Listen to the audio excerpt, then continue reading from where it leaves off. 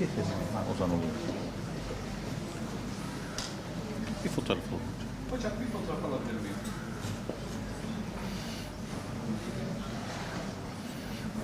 Çekiyorum.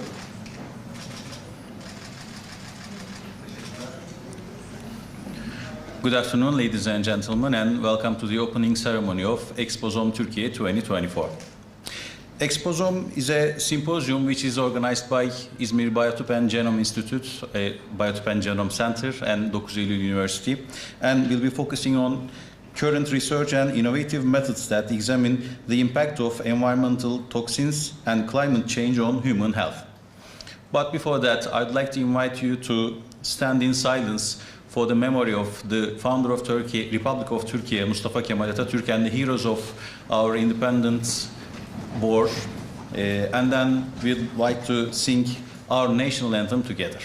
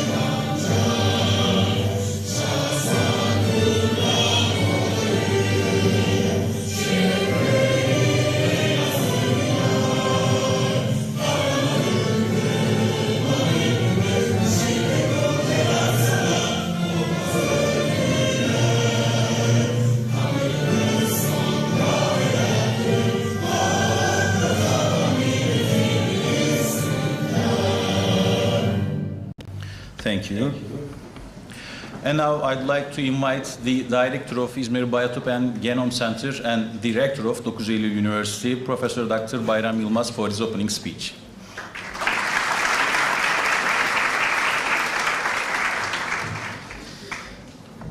Thank you. It's my great pleasure to welcome you to this important and the first of the series symposium on so-called Exposome.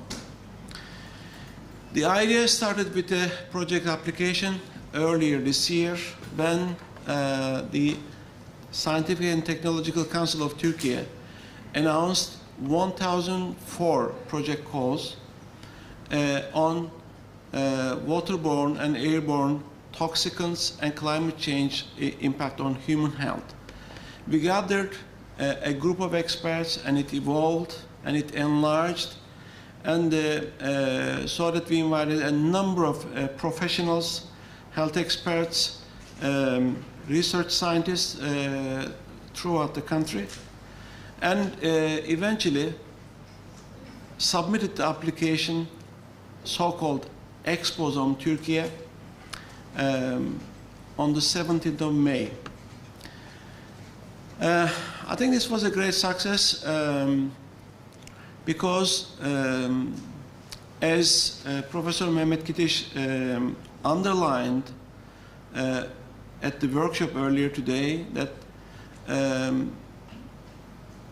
such a large group of experts never came together before to study the exposure at the largest level. So I'm very grateful to all my friends at the İzmir Biomedicine and Genome Center, 9 Eylül University, and all the partners in the Exposome project. Also to the speakers that I'm just about to introduce, Professor David Carpenter from the State University of New York at Albany. So it's a great opportunity for 9 Eylül University, IBG, and all the partners in the project to initiate such a large research interest in this area. It is also important to actually initiate this project from İzmir. As you know, environmental pollution is one of the challenges that beautiful city has been facing. So before any further delay, I would like to invite and introduce, first introduce and then invite Professor David Carpenter. If I may ask my friends to see David on the screen. David, can you hear us? Or they will switch to you. But while they're working on it, I'll just briefly introduce you. Dr. David Carpenter, several decades ago, graduated from the Harvard Medical School. He first did his PhD in medical physiology, and he was a very well-known neurophysiologist. But then, about 3 decades ago, he switched to study public health and to study impact of environmental pollutants on human health.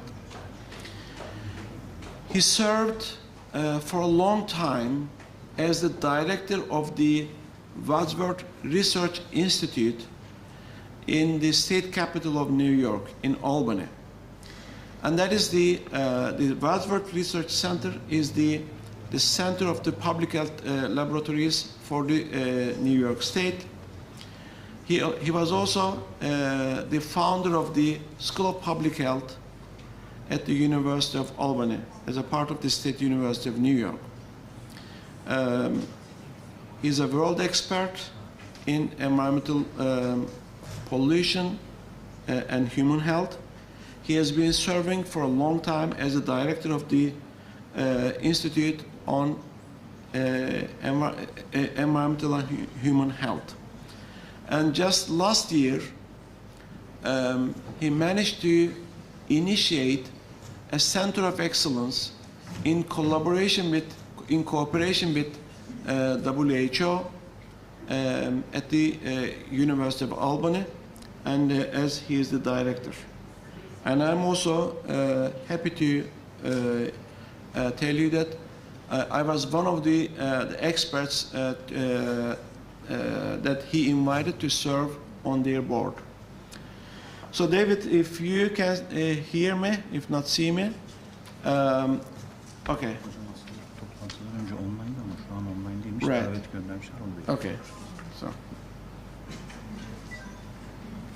So my friends are trying to connect him again. And let me check my email, by the way. Bana göndermiş olabilir.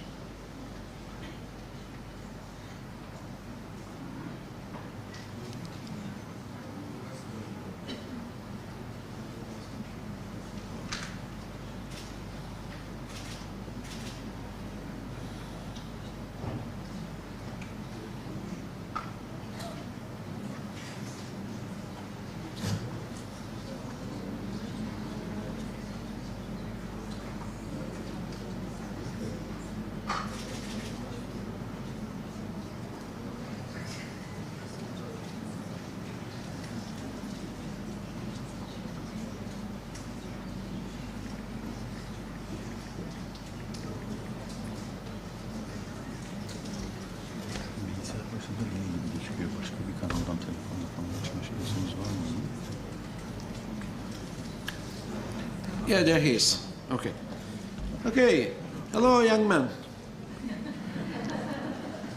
David, can you hear me? Okay.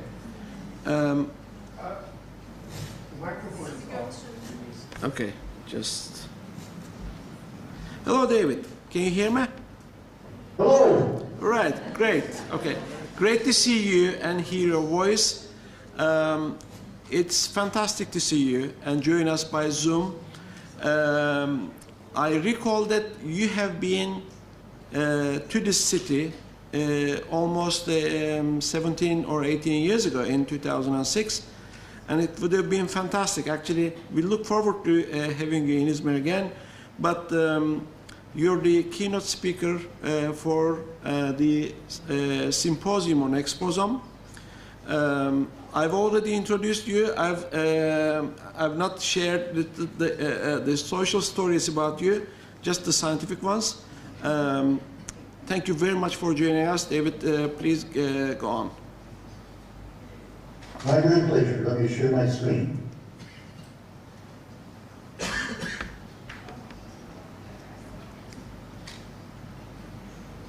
Okay.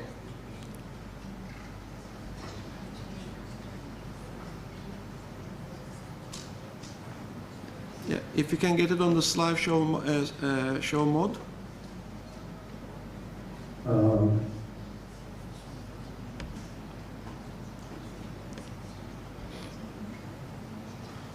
Don't understand why I'm not sharing it. We can see your slides.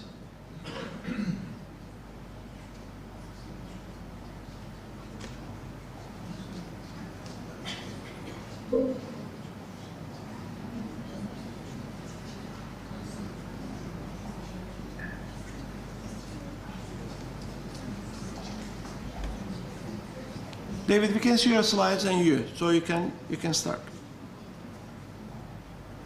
No, they're lost. Yeah, but that's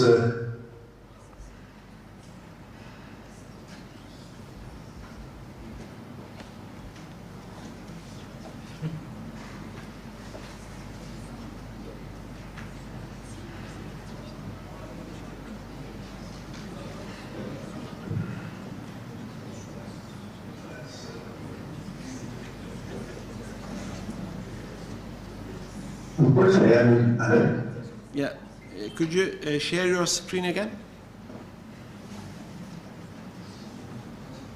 Here is my presentation.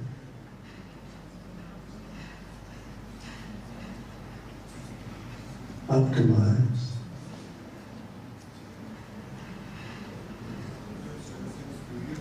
I don't understand why I'm not getting a full screen. But you're not sharing the screen. So if you could share your, yeah, it's coming. David, we can see your slides, so you can go ahead.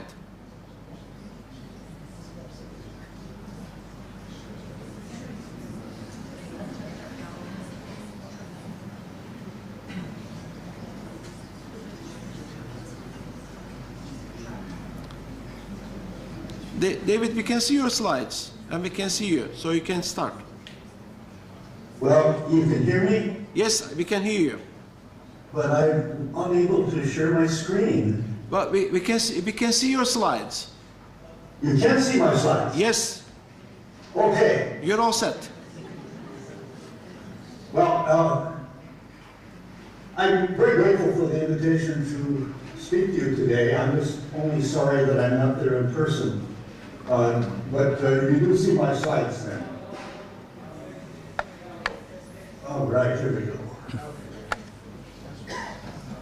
So, what I'm going to talk about today is a summary of work done by many of my colleagues over the years. I'll be talking rather superficially about work and not so much in details, but I'm always available to answer questions, and my email is on the screen here.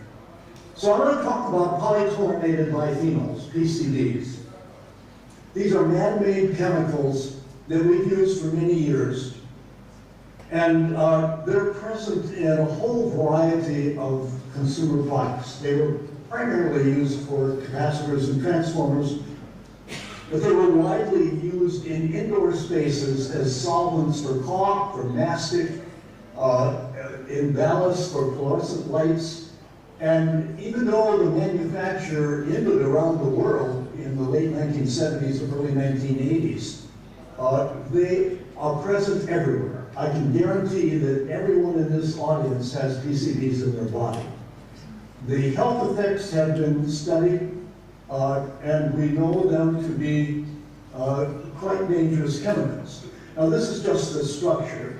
The PCBs are built from biphenyl, two benzene rings coupled together, and they can have various numbers of chlorines around the ring, anywhere from 1 to 10. And therefore, it's really 209 different chemical compounds.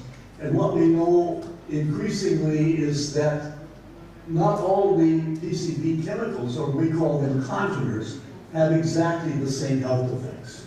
And so a lot of what I'm going to talk about relates to the different individual congeners. But a general summary of the health effects, according to the International Agency for Research on Cancer, PCBs are known human carcinogens, group 1. And this applies to all of the 209 PCB congeners. Now, they don't all do the same, but they're all carcinogens. My biggest concern is the effects on the nervous system. PCBs act like lead. They reduce IQ, they increase the risk of attention deficit disorder type symptoms of reduced attention span and hyperactivity. PCBs are endocrine disruptors. They interfere with reproduction, they interfere with thyroid hormone, and many other endocrine systems, and I'll talk about diabetes. They suppress the immune system, making you more vulnerable to infection, more susceptible to cancer, and responding less to immunizations. And they increase the risk of metabolic diseases. Now, how are we exposed to PCBs? Well, it's usually been assumed in the past that almost all of the exposure came from ingestion.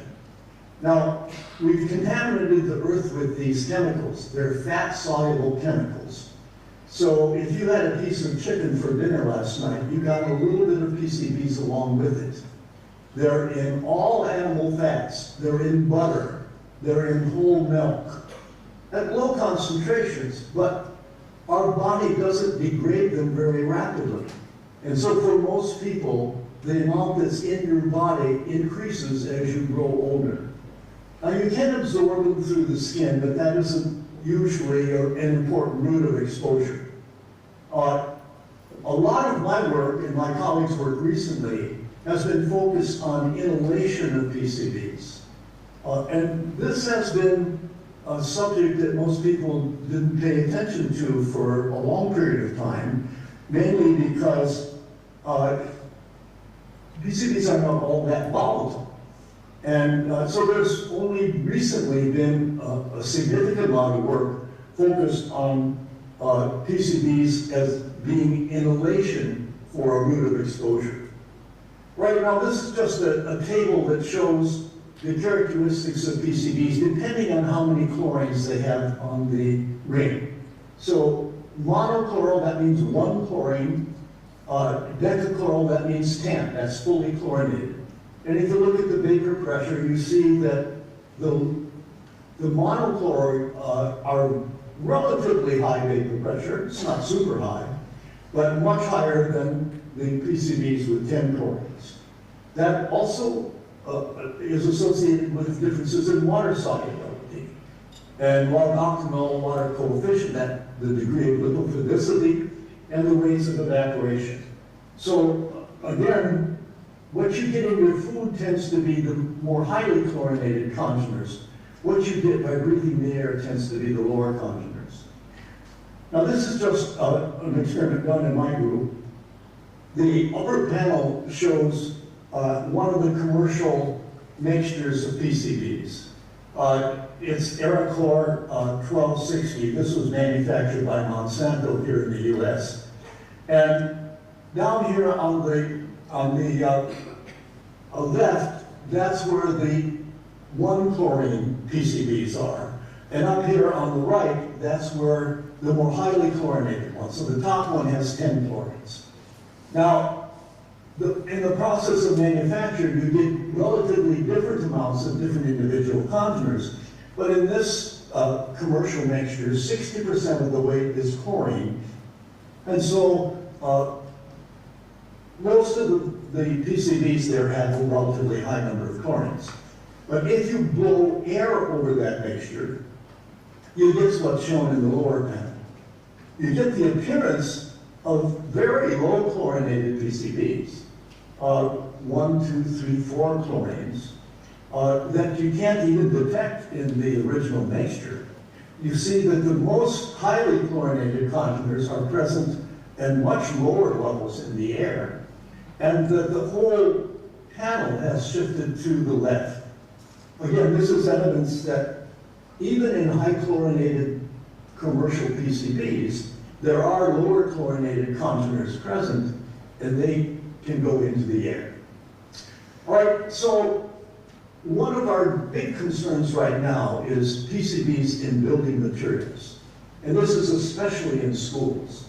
And I should say here in the US, we have actually a lot of litigation over the exposure of pupils and teachers and staff in schools to PCBs, where the major root of exposure is inhalation. So how were they used in buildings? Well, they were used as a solvent. Oil-based paint used to be PCBs as the oil. Now we use mineral oil. PCBs were the solvent for caulk that was put around windows and doors. They were part of the glue that put the carpeting on the floor. They were, as I said, part of the paint. And when those haven't been removed, they sit there and they slowly volatilize, even if they were placed there back in the 1960s or 70s. So these are open uses. Now, the ballasts in the old fluorescent lights, these are little capacitors that are essential for the activity of a fluorescent light, but they heat up and they can fail and they can, again, volatilize PCBs. Now, we've increasingly began to understand that this is a problem, and the big concern has been schools, mainly because people go to school to learn and remember, and if you're breathing air that reduces your cognitive function, that's important. So back 15 years ago, a parent became concerned about his children going to school and worried about PCBs in the school. He sampled caulk and found very high levels of PCBs in the caulk. That led to a sampling of the indoor air in the PCBs. And levels were as high as 328 nanograms per cubic meter. Remember that number, because that is a number that will compare to outdoor air and other considerations. So these ballasts and the caulk were found in almost all the schools that had been constructed before the mid-1970s. In the US, schools are paid for by local taxpayers, and so the problem was much greater in the relatively less affluent areas. This is a study from Germany. I should say a lot of this work has been done in Scandinavia and Germany, looking at PCBs in indoor air. But this is a school in Germany that studied 377 children and 218 children in a school that wasn't contaminated. They found very high levels of PCBs in the air. Now, I should point out this is micrograms per cubic meter, whereas previously I was showing nanograms per cubic meter, still much, much higher levels than what we found in the New York City schools. But there were these lower chlorinated PCBs in the blood of the students. And it was primarily, now the numbers are the numbers of conteners, and it starts with one PCBs and goes up to 209. So PCB 28 and 52 and 101 are ones that have either 3, 4, maybe even 5 chlorines around the ring. But the students had levels of these low chlorinated conteners, but the levels of the more highly chlorinated conteners, 138, 153, 180, were not different from those found in the children in the uncontaminated school. Now, these more highly chlorinated conteners, again, come primarily from diet. So the conclusion is that children in the contaminated school are breathing air with low chlorinated PCBs, and they are accumulating in their body. So the question is then, what are the specific health effects that we're concerned about from exposure to low chlorinated PCBs? Well, let me tell you a little different now, a change of pace. What's the evidence that PCBs reduce IQ? Almost all these studies have looked at total PCBs and have not focused specifically on inhalation. But the issue is you don't want something that reduces IQ, especially in a school. Well, this is a study originally from Taiwan, where there was a contamination of the food supply with PCBs. And it compares children born to mothers that were exposed versus children that were born to mothers that weren't exposed. And what you see here is that the open circles look at the distribution of IQ in children that were born to mothers that were not exposed, whereas the black circles is the distribution of IQ in children that were exposed. And this is at 4, at 5, at 6, and 7 years of age. The critical point here is that while there's a range, a distribution of IQ in both the exposed children and the non-exposed children, the curve of the exposed children is shifted downward about 5 to 7 IQ points. And furthermore, there's no recovery over time. If anything, seems almost to be worse at 7 years of age. So that's a concern. Now, that's prenatal exposure. This is another study, this is from the US, a study of children born to mothers that ate a lot of contaminated fish. Our Great Lakes are highly contaminated with PCBs, but they have a lot of nice fish there. And so this is looking at people that ate those fish and then they IQ in the children.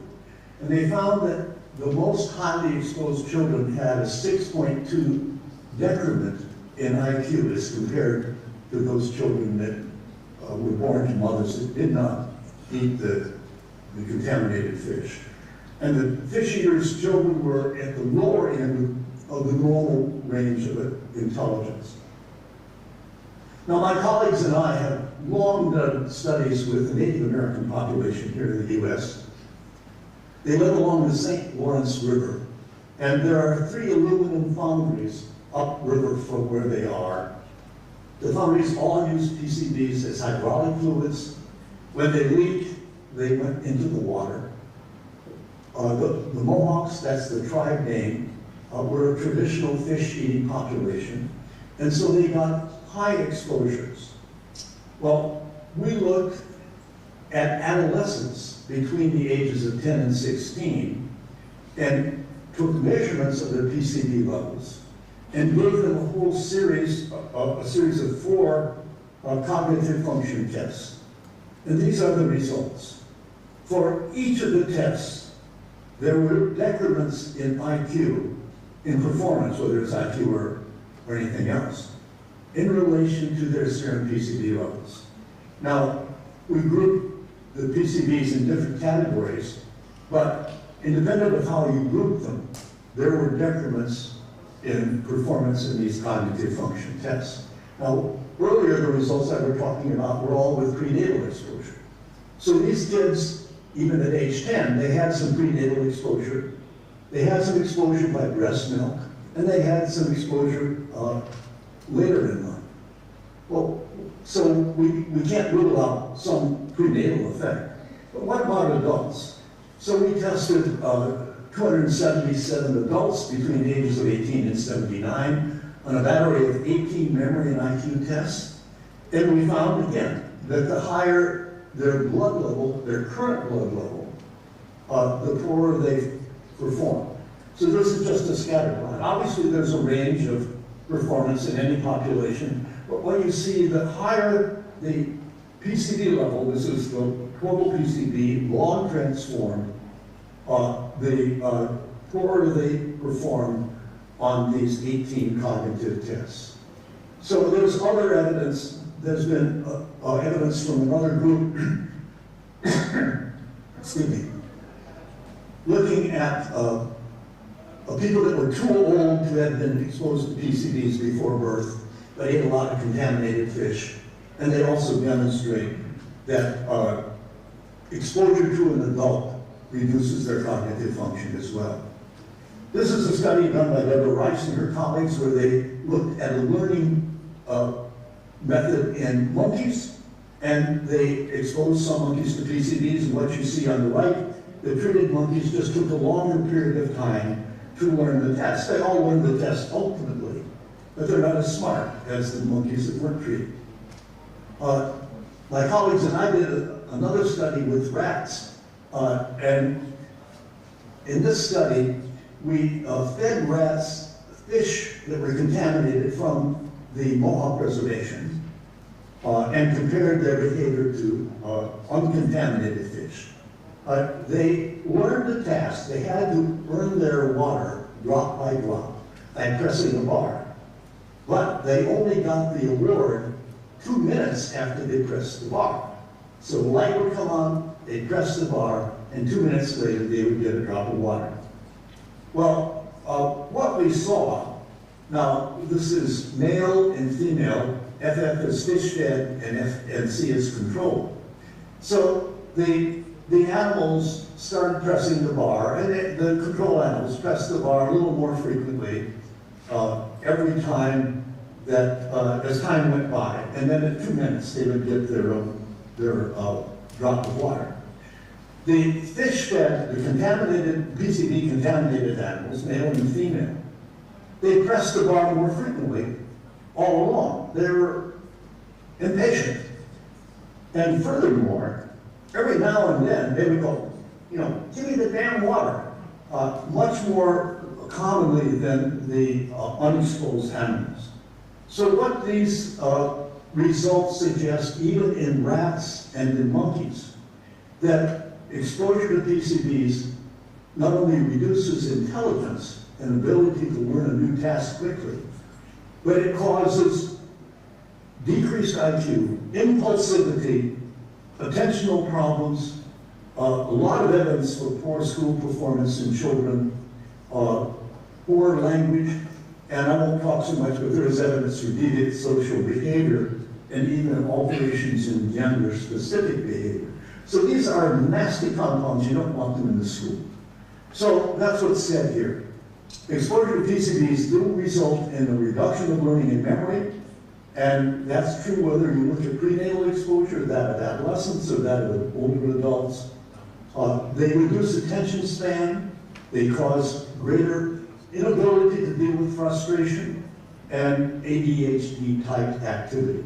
And in fact, there's some evidence that PCB-exposed young male adolescents and young adults are more vulnerable to impulsive crime because of that kind of exposure.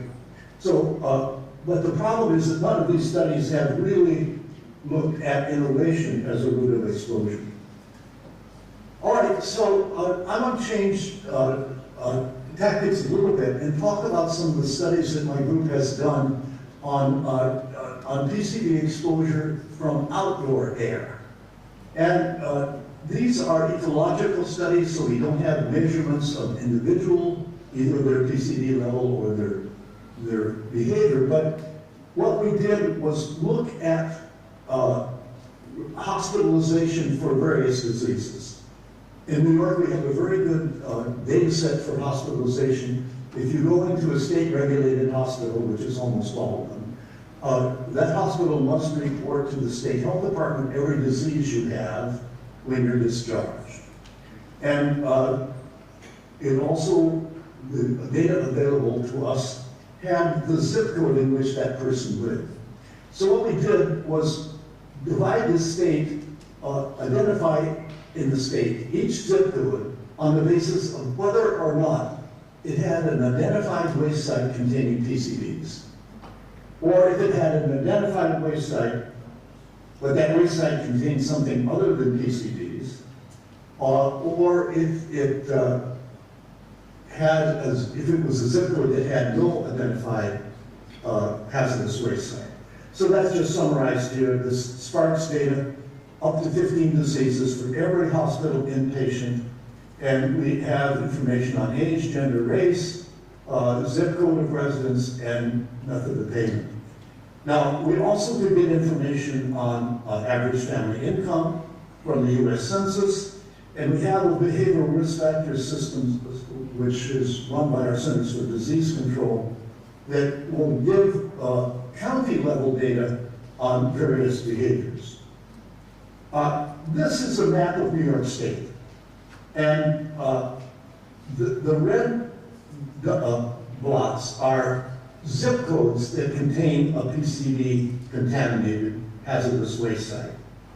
Pay particular attention to this long line of red. This is the Hudson River. Up here at the top, there were 2 capacitor transformer plants operated by General Electric. And the PCBs leaked and they were washed into the river. So all 200 miles from Hudson Falls, New York, down to Manhattan, the whole river is contaminated with PCBs. And it's an identified Superfund site by the US EPA. Now what's interesting about this river is that it's a beautiful hazardous waste site, and lots of people like to live by it. So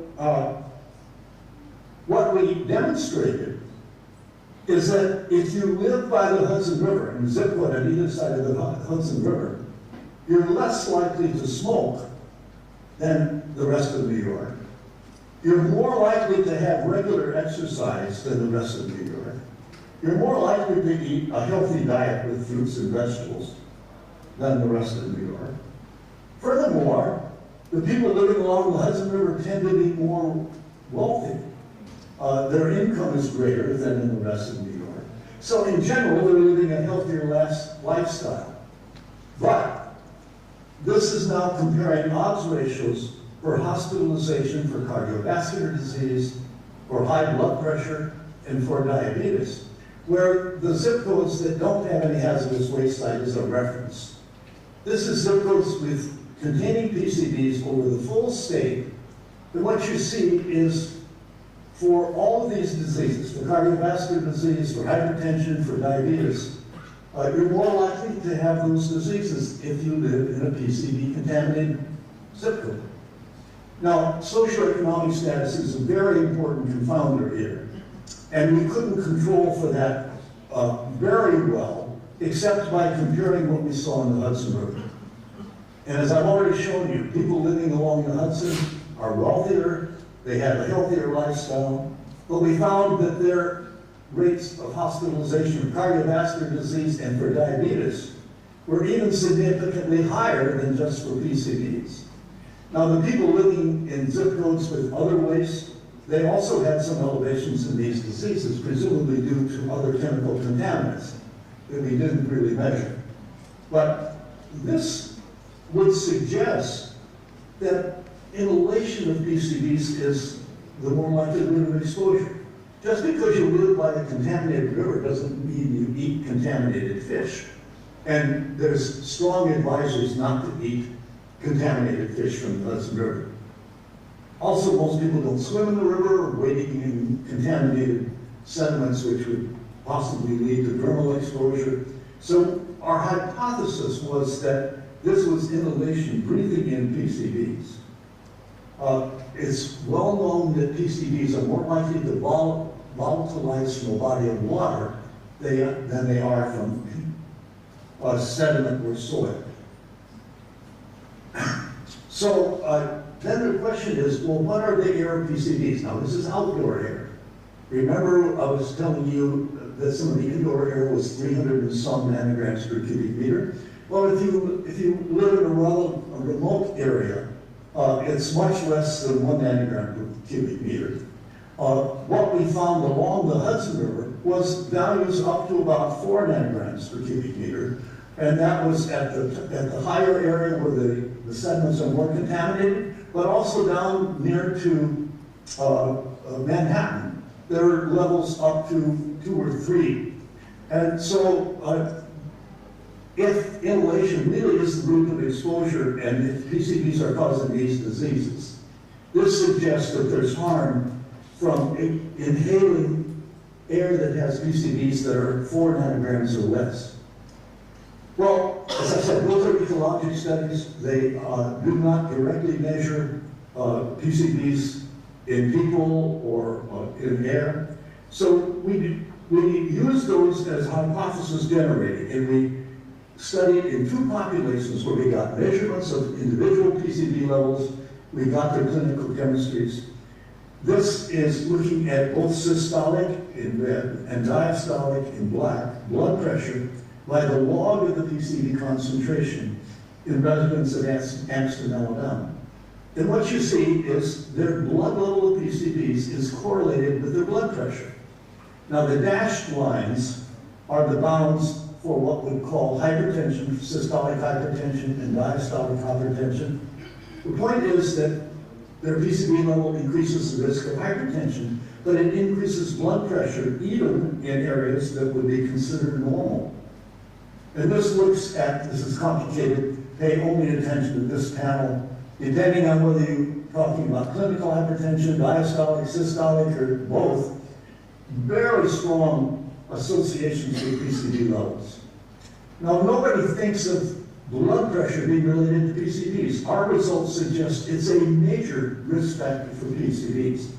Furthermore, these are now tertiles, and there isn't much difference between the mid-tertile and the top tertile, suggesting a low-dose effect. Now, we looked at diabetes in our Mohawk population. This is looking at quartiles of diabetes as a function of age, quartiles of PCBs as a function of age, and the prevalence of diabetes along this axis. What you see is, of course, diabetes occurs in older people, 30 to 54, we get significant amounts, and more than 55 age, much higher. But there's a very strong relation to the serum PCBs. Our next question was, which PCBs? So, now again, we're talking about measurements of blood. The lower chlorinated PCBs, the 1 and 2 chlorines, are actually metabolized in the body rather rapidly. But we can see the 3 and 4 chlorines were strongly associated with diabetes. When we have clinical measures, we have fasting glucose, we have physician-diagnosed diabetes. The 5 and 6, not related.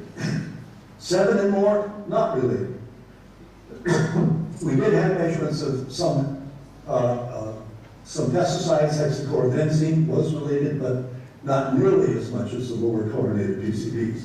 Interestingly, DDT and Mirex, even though the levels are high in most people, were not related. When we looked, we found that the dioxin-like PCBs were not associated. It's the non-dioxin-like PCBs that are the factors here. So, what does this mean? Well, we looked at the air levels, and we found air levels that were pretty much like those we showed along the Hudson River. Now, in the summer, by the most contaminated site at Akwesasne with the Mohawks, there were values up to about 20 nanograms per cubic meter. Certainly much less yet than what we find in schools. At sites further away, they were just about like those we saw along the Hudson River. My colleague Mark Hermanson has developed a method for monitoring PCBs in tree bark, and you can then, tree bark has enough fat, so it acts like a passive air sample of PCBs in the air. And in Anniston, Alabama, he could demonstrate that there is an elevation of PCBs in the air up to 3 miles away from the plant. So this explains why at our zip code level, zip codes vary in size, but even if you live a mile or so away from a contaminated site, that would be 2 to 4 kilometers, you can be breathing air coming off a contaminated site. So the implication of these results are that PCB levels are major risk factors for hypertension and diabetes. And I didn't show the data, but PCBs are a greater risk factor for diabetes than obesity is. Everybody thinks that obesity is the major risk factor for diabetes. But remember, people are obese because they often eat too many animal fats, and the animal fats contain those PCBs. That's a different story, but I won't go into that in greater detail here, but if anybody's interested, I'd be happy to give more information. But this suggests that the lower chlorinated PCBs are more important for hypertension, for diabetes, and for cardiovascular disease. I didn't show you that evidence. But we did find that the more highly chlorinated PCBs are more associated with hyperlipidemia and obesity. So it isn't that those PCBs in your chicken are without adverse health effects. It's just those health effects are different. Now, going back to schools, this has become a major issue here in the U.S. I suspect in Turkey nobody's really looked at this. Vermont is a state that's near New York, but Vermont is the only state in the U.S. that has really grappled with this issue. And they have mandated that every school in Vermont be tested to see whether it has high PCBs. And then they have set a standard for further investigation.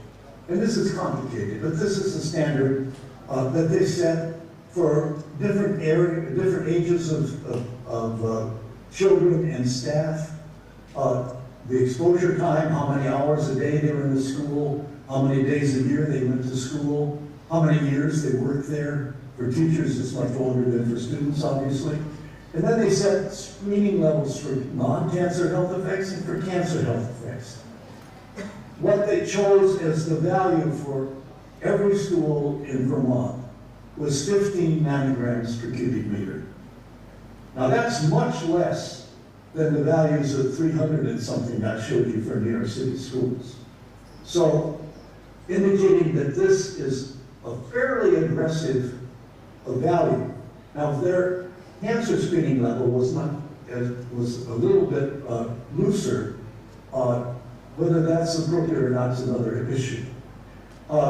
Now, unfortunately, the results I showed you on our studies with outdoor air are showing adverse health effects at even lower levels.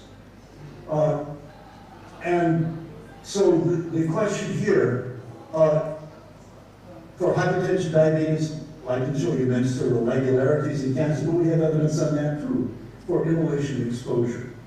So the question is even 15 nanograms per cubic meter totally health protective? Now, how do these lower chlorinated congeners act? Well, my group has been involved in these studies for a long time. We know that the lower chlorinated congeners block the synthesis of the neurotransmitter dopamine. Dopamine levels in brain are associated with all forms of mental illness, with anxiety, with depression. We've demonstrated that these lower chlorinated congeners can actually kill neurons, can kill thymocytes, immature immune system cells. They do that by elevating intracellular calcium. They can kill endothelial cells, the lining of blood vessels, which are very important for cardiovascular disease, by generating reactive oxygen species. And that these effects are primarily due to non-dioxin-like low chlorinated PCBs, just the ones that are in the air. So this is our general pattern that we suggest for the health effects of PCBs. First of all, they generate oxidative stress. That is free radicals, reactive oxygen species, and while reactive oxygen species are part of our normal metabolism, we know that at high concentrations, they are deadly for causing many, many different diseases. We have demonstrated with these isolated systems that they damage mitochondria. And together, that can be the basis for killing cells. Now, PCBs act like many hormones by binding to nuclear receptors. The dioxin-like receptor is one, but there are many others. And almost all the PCBs have this ability to induce genes. And that can be genetic damage, or it can induce genes that influence a great variety of cellular functions. And we think this is the primary mechanism whereby PCBs cause so many different diseases, not just one, but diabetes, high blood pressure, cancer, cognitive effects. And so you get these hosts of things. You get genetic damage, you get induction of genes, you get cell death, you get biochemical changes, you get inflammation and suppressed immune system, you get endocrine disruption, leading to cancer, reproductive abnormalities, neurologic disorders, and behavioral and cognitive changes. They're nasty chemicals. We are all exposed to them. So, to summarize and conclude, PCB exposure causes a host of diseases. Even though they haven't been made for a long time, we all have them in our body. Unfortunately, we are breathing them in continuously at higher concentrations in indoor spaces than in outdoor spaces. The problem isn't only in schools, but it's in any old building.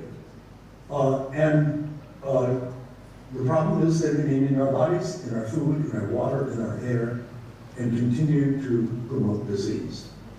So a question I'm often asked, well, what can I do about it? How can I get them out of my body? The problem is there's no easy way to do that. Some very highly exposed people have been eating alestra, non-absorbable fat, to try to move PCBs from the body into the GI tract for excretion, but that's not a realistic treatment because you get violent diarrhea and you lose all your fat-soluble vitamins. So going to an area in the mountains where there aren't so many PCBs is one solution, but that again isn't realistic for all of us. What we have to do is find ways to get PCBs out of our environment, out of our food, out of our indoor spaces. And that's not easy, but that is reducing exposure is really the only way we can reduce our risk of disease. So I have many colleagues, the New York State Department of Health, the University of Albany, my colleagues at Exposome with the Mohawks, at ETSDR, and my colleagues in Turkey with whom I've worked for a long period of time, and I'm grateful to all of these colleagues, and most of these other people that really did the work. So I'll stop there, and if there's any time, we'll be happy to answer any questions. I'm sorry for the technical glitches here.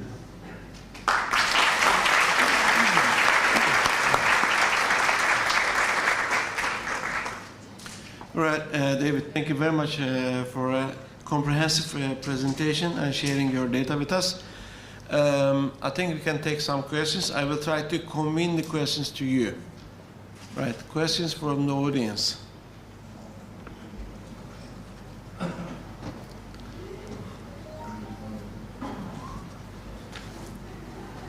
Görkem hocam.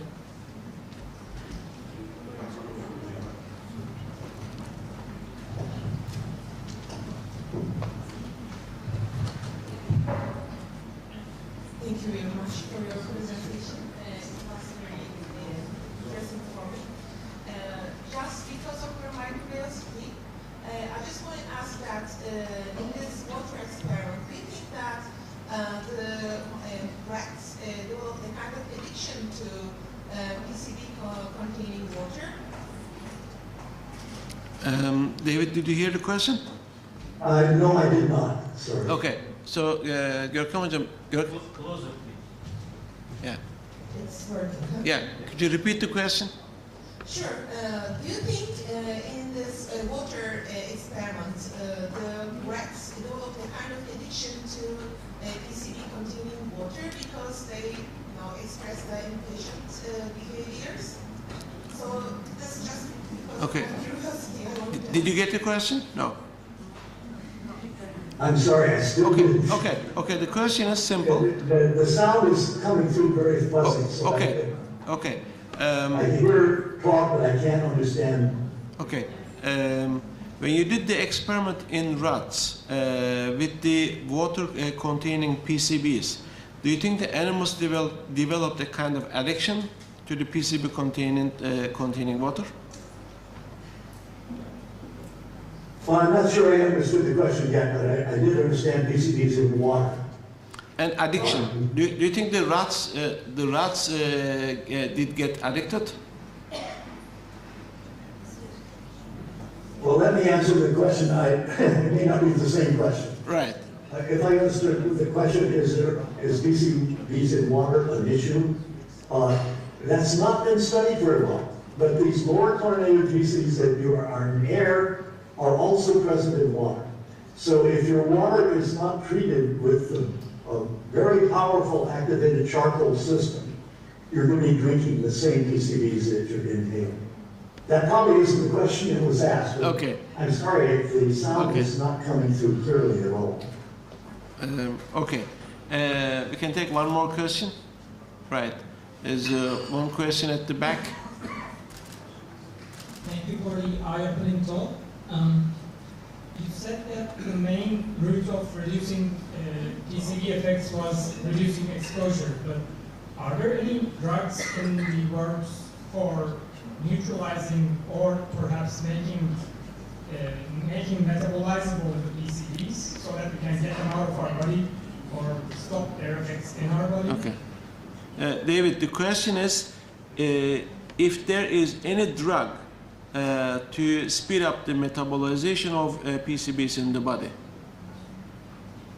Again, I'm sorry, I just can't Okay. understand. Okay, The sound is coming through okay, so fuzzy.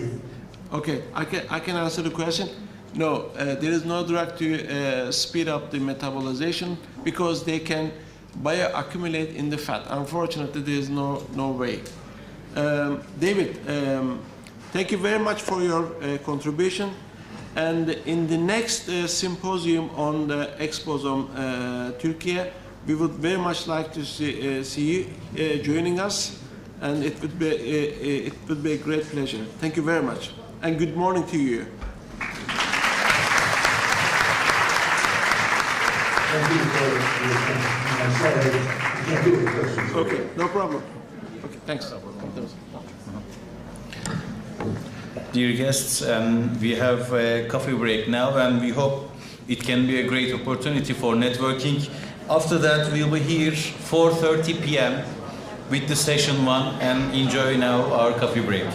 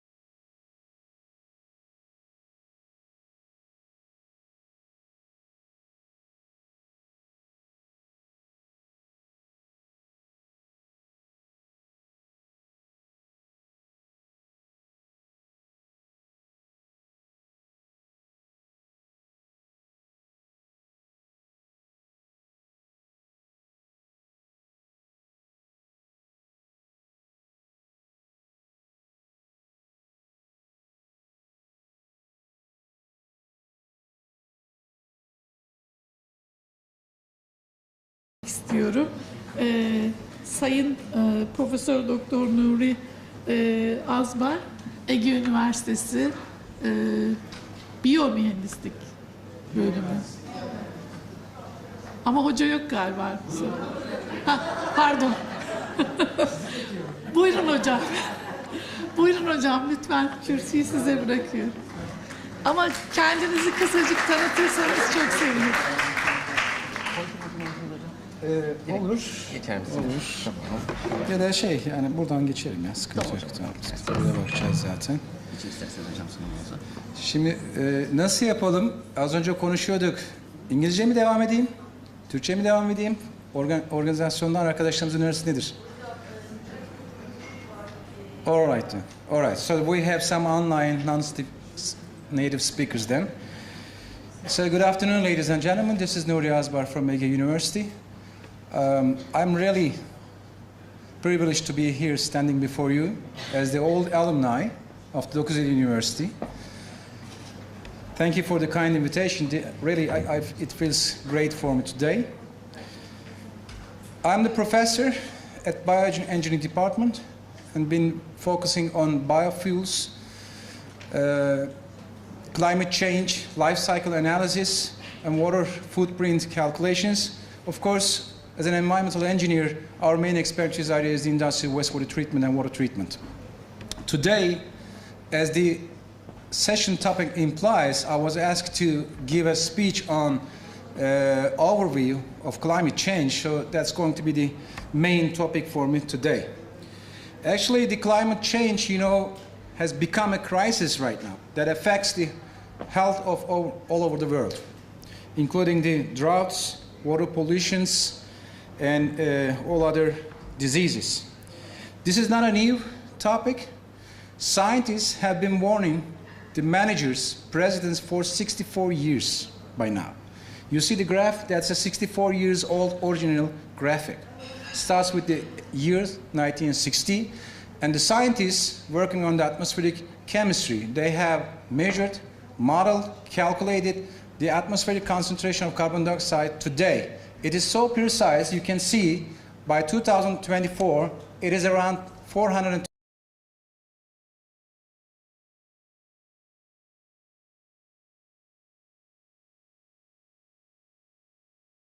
Still they don't.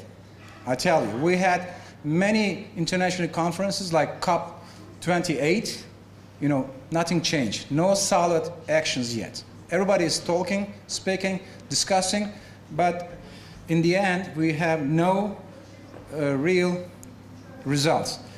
You may ask to yourself, what about the 426 ppm? What does it mean to us? Do you have any idea? What if it is 350 or 500? Right, the scientists warn us that the 450 is the point that there is no return. So you can imagine that there's a heavy truck speeding at 100 miles per hour. If you can't stop this truck by 50% by 2030 and stop this truck by 2050, that's the Green Deal.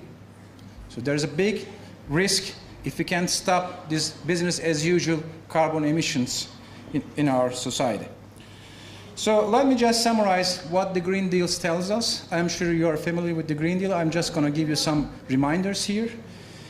The graph was 64 years old, but the action started another 30 years later, starting from 1994 by United Nations Climate Change Framework Agreement, and followed by the Kyoto Protocol. Then it is ceased, and the Paris Climate Agreement, and in the end, we have all countries sign European Green Deal, in which we have the main target for 2050 as a carbon neutral society or world. That's a very ambitious target. We will see by living. So there is no solid progress right now. All indicators show that we are not progressing. And we have only 6 years before 2030, and the truck has been speeding at 100 miles per hour. So we have to stop this truck, heavy truck, 50% by 2030, then stop it. It should come to a full stop at 2050. It's a very ambitious target. When you look at the European Green Deal, it has 3 main targets. Of course, the first one if, as I have already mentioned, neutral carbon society by 2050, and decoupling the economic growth from resource use. We have to use the resources in a way that we consider our next generation's resources, and nobody should be behind. There are two main hats in this action. This is not an only environmental strategy. The other strategy, that is international new era in commerce. It's a very radical change in commercial, international commercial is important. There's a carbon leakage. They call it carbon leakage, but in the kitchen, behind this expression, actually there's a leakage of tremendous finance. So this millions of billions of euro is leaking from the European Union. So they decided that we should make a stop for it, using the environment also. So it's not only technical issue, but also a political issue. So let's look at the European Green Deal pillars. It's not only carbon emissions. Of course, we have climate targets, clean and safe energy actions. That's for sure. Everybody agrees with that. We have to stop using fossil fuels if it is possible. I don't see that's going to be possible in the near future. But we also have to activate industry in a way that they use circular economy, industrial symbiosis, recycling, reuse. So these are all important. For chemical industry, for example, we have to have a toxic-free environment, which is the main topic of your Exposome proposal. So then, of course, by doing that, we have to protect and restore ecosystems and biodiversity. And also for food chain, we have to have a farm to fork or farm to table. Somebody also used the same expression. So we need to have a clean, safe food chain, and the end user should know what they are consuming. That's another one, including the packaging, of course. So in the end, also, we have to deliver all these products between countries or between cities or between people, markets, whatever you can imagine. So we need to have sustainable and smart transportation methods also, using biofuels, hydrogen, electricity, whatever you can imagine, apart from the fossil fuels. So we can summarize European Green Deal using 3 D letters. First one is the decarbonization. We have to decarbonize the society and industry with alternative energy resources, renewables, for example, biomass, biomethane, biohydrogen, bioethanol. Of course, I will be discussing another approach, life cycle analysis.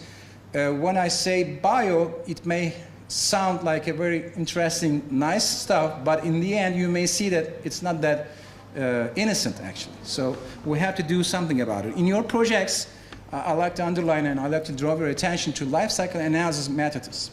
So whatever you do, in the end, you should go through the life cycle analysis filter to see the real results. That's very important.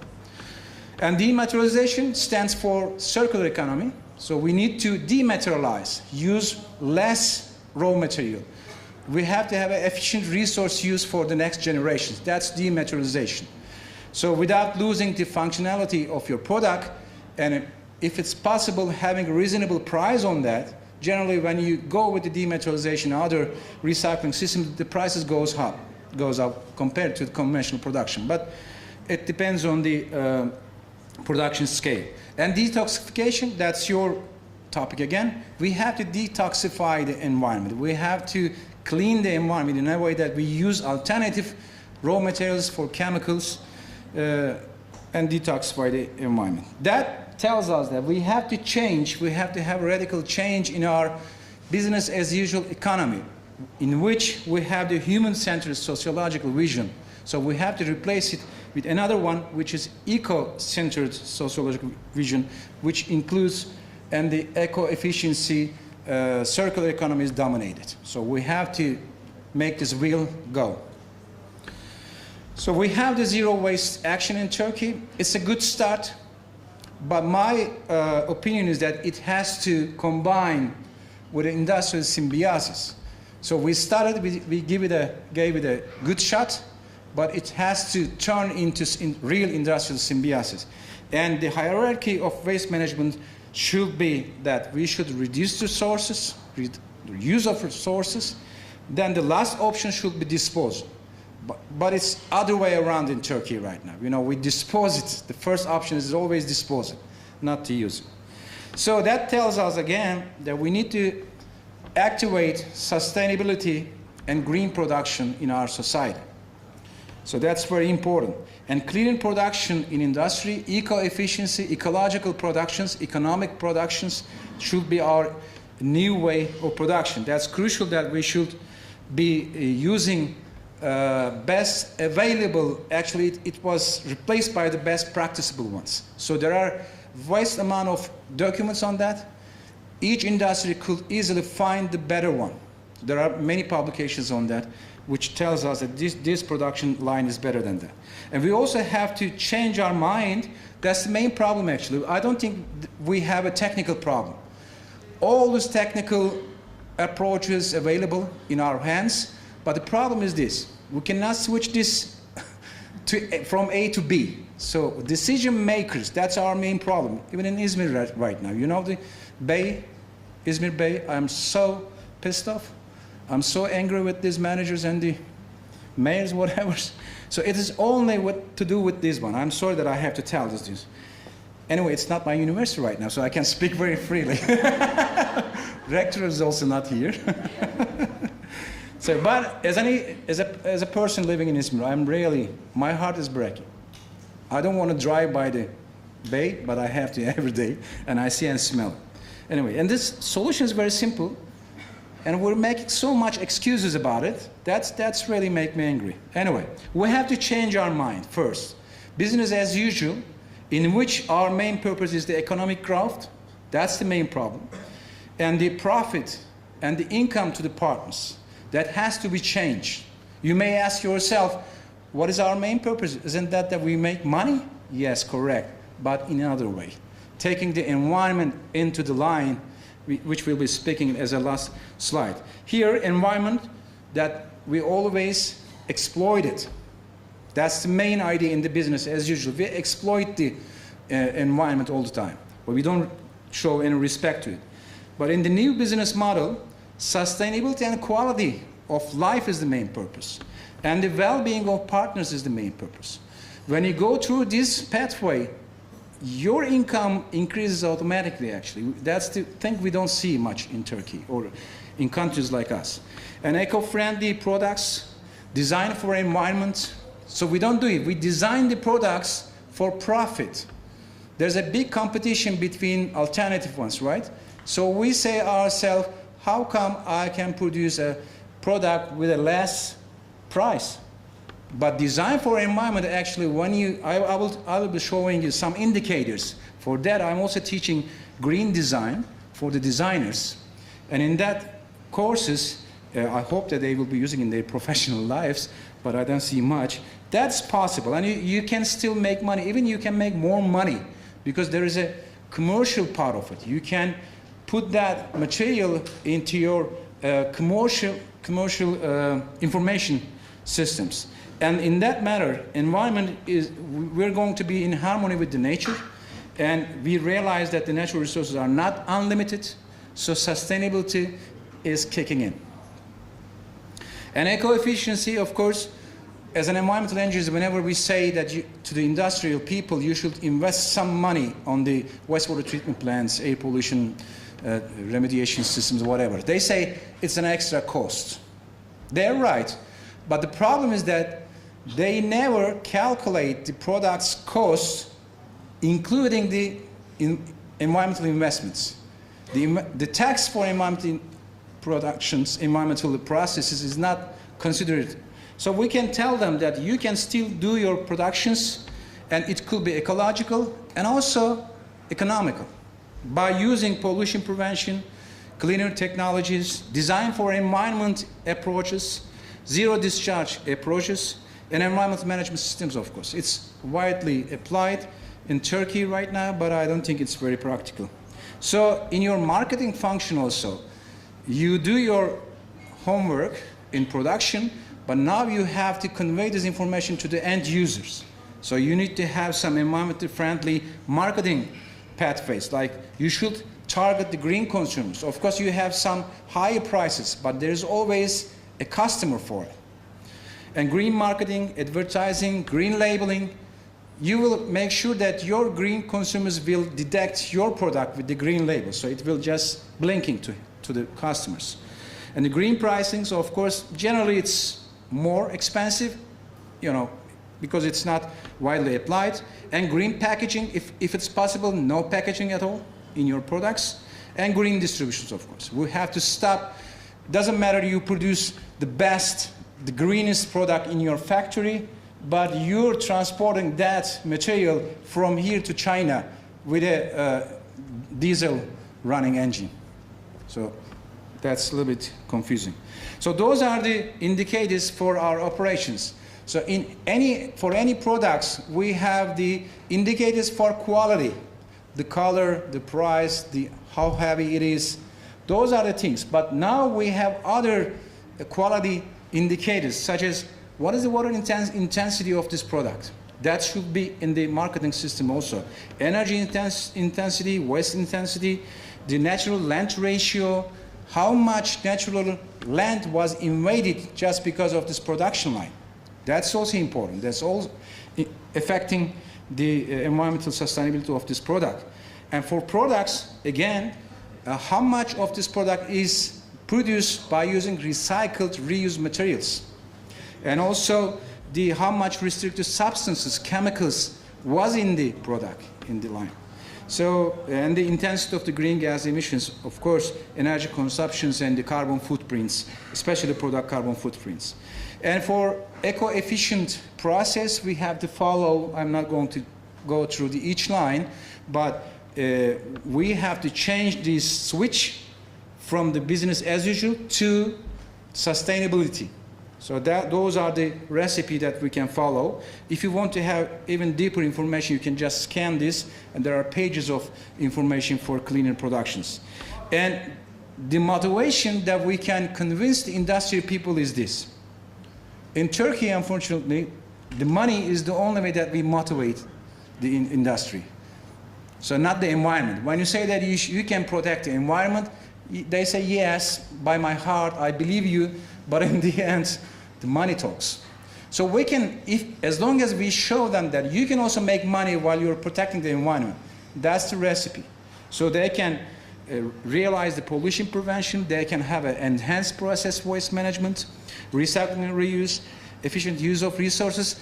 You know, at the end of the day, actually, if they go through these steps, it is almost 90% for sure that they have a product with a less investment. That's for sure. And again, we have to collect this industry in eco parks. We have to combine them together. So this is also a new topic in Turkey. The Ministry of Industry, I think, together with the Ministry of Environment, they've been trying to give some awards to the industrial districts if they comply with the green standards. We published 2 years ago a guide for green industry. So we just wanted to collect all this information and have the industry people to go through with it. What are the main pathways they can use? There are some simple, understandable recipes in this book, and this is for free. You can get it from the Chamber of Industry in Izmir, or you can just, if you have time, you can just scan it, or I can send you the PDF by email. Speaking of climate change, of course, we have to speak with the carbon footprint. That's the main problem. That's the small molecules, the CO2, carbon dioxide. We have been emitting billions of tons of carbon dioxide.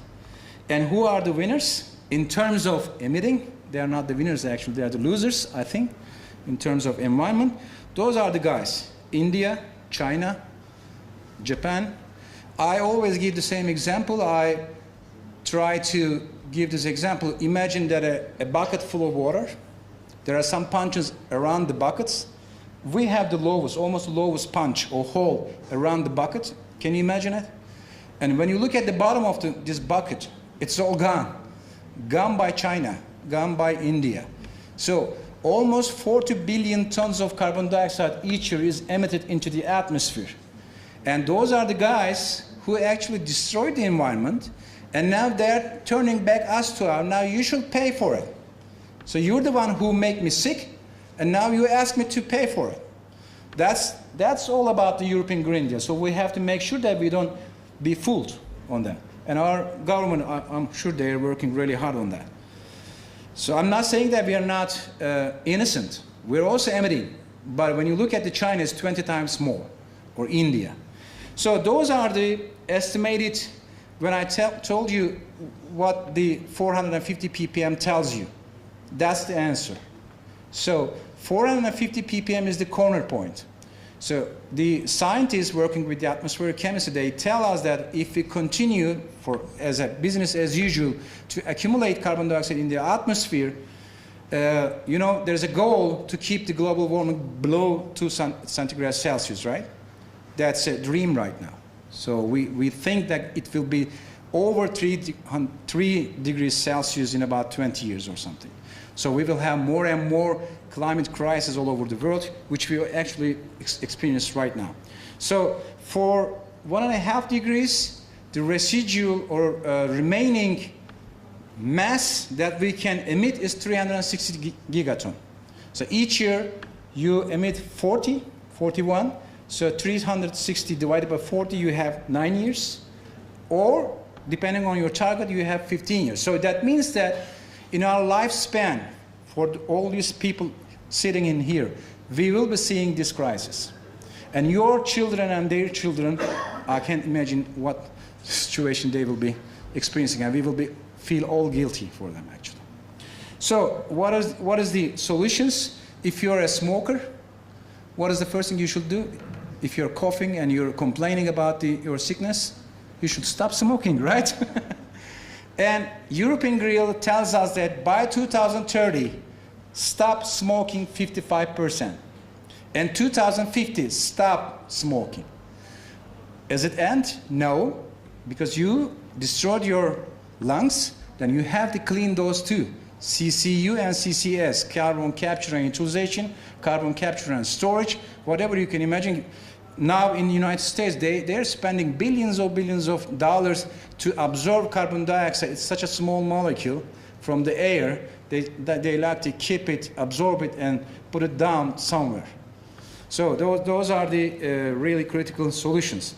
Let me just tell you, even more important, the financial part of the European Green Deal, that's the CBAM, Carbon Border Adjustment Mechanism. I'm sure you have heard it. In Turkish, SKDM, Sınırda Karbon Düzenleme Vergisi. Duydunuz herhalde, değil mi? Ciddi bir problem.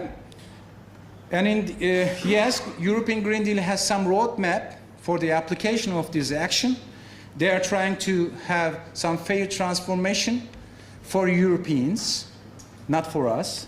They already reserved some finance.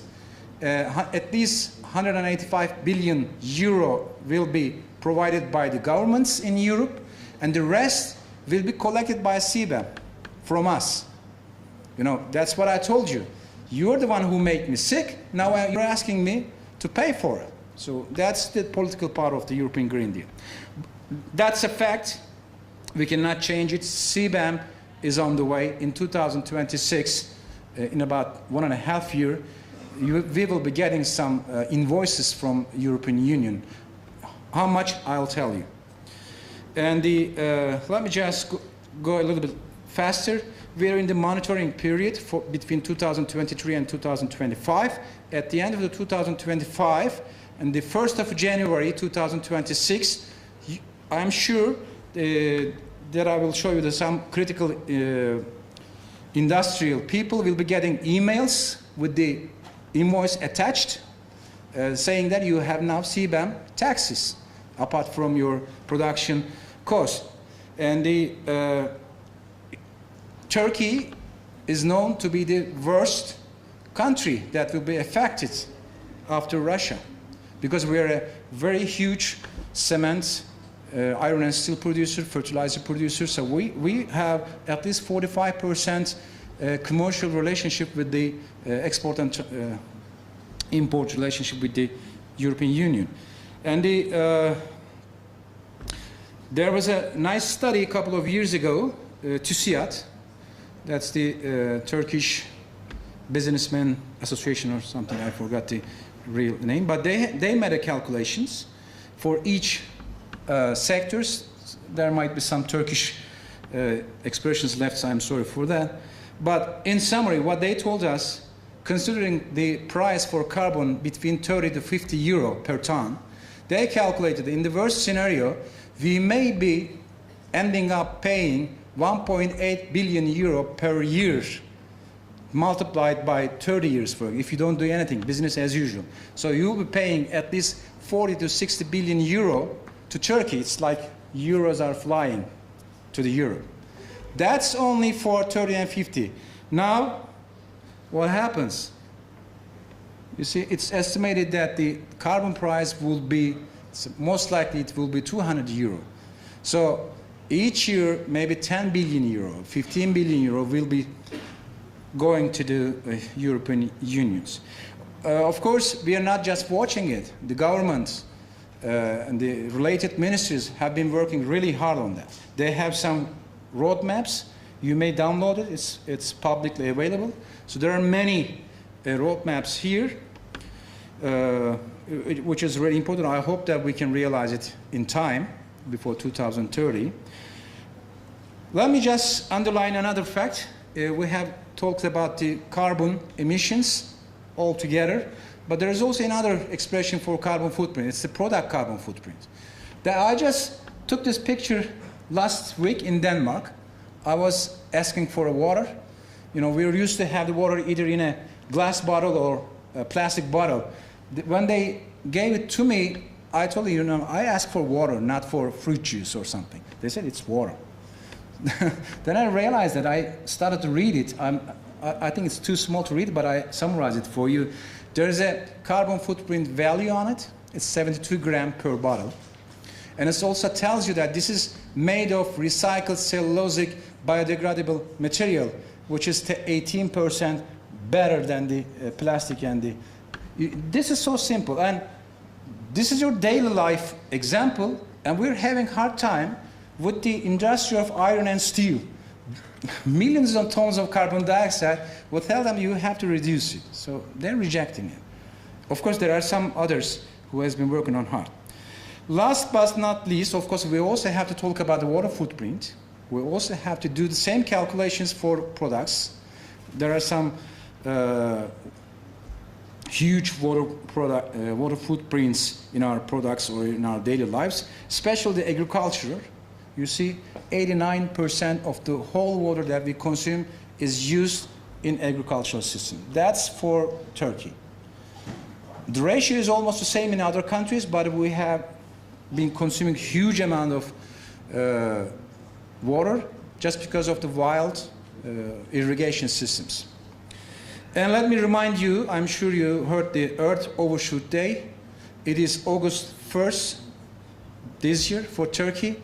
But if you look at the other countries, like Qatar, it's the 1st of February for Qatar. You know, it's a petroleum country. They start the year by consuming the next year's resources.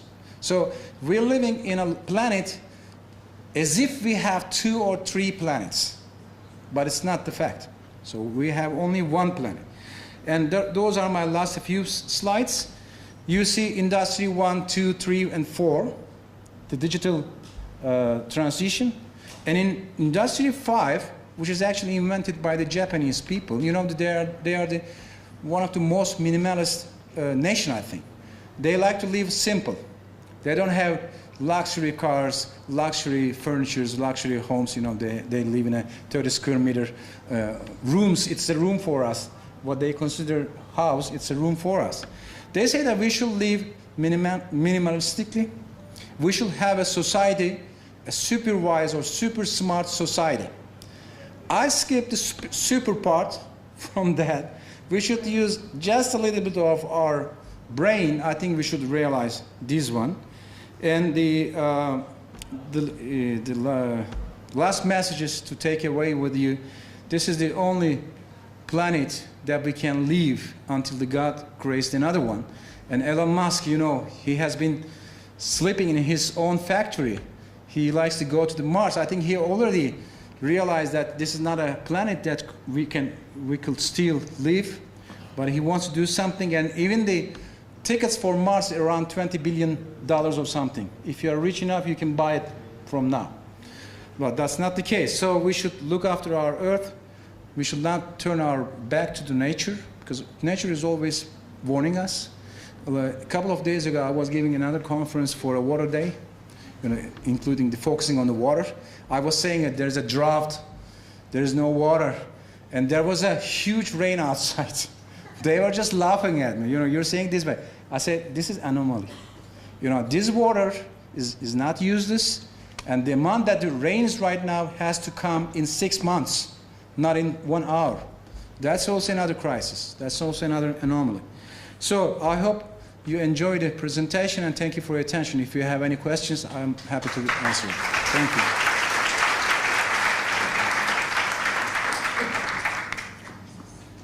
Are there any questions? Right. Yes. Can you give the microphone? Süreyi açmadım inşallah hocam. Kaç dakika geçirdim süreyi? İyi yaptınız. Ben de bakmadım. Öyle mi? Kim soracaktı acaba? Thank you very much. What do you think about whether the forest fires have an additional effect on fish that investment? Well, there is this saying, I heard that. I'm not an expert on the fish killings, apart from the excess amount of ammonia and the less amount of oxygen. But they say that these forest fires had some ashes. They rained down, it's a dry deposition onto bay. They think that, the experts think that the phosphorus in the ash, we know that the ashes are always rich in phosphorus. So it's also affecting the overgrowth of algae, the microalgae. This might be an interesting scenario, but the problem is way bigger than that in Izmir Bay. That's my opinion. Carbon dioxide emission. Well, carbon dioxide is a very soluble gas. So as you increase the carbon dioxide in the atmosphere, your solubility increases. So you have very precious molecule that the algae likes. So algae likes to have carbon dioxide. So you're pushing the growth of the algae. And the organic material is coming from the wastewater treatment plants, from the rivers, and there's a sediment already rich in organics and phosphorus and nitrogen. So you have the recipe to make your dessert. That's the main problem, but it's not so complicated. It's very simple. The solution is very simple. It requires investment, financial resource.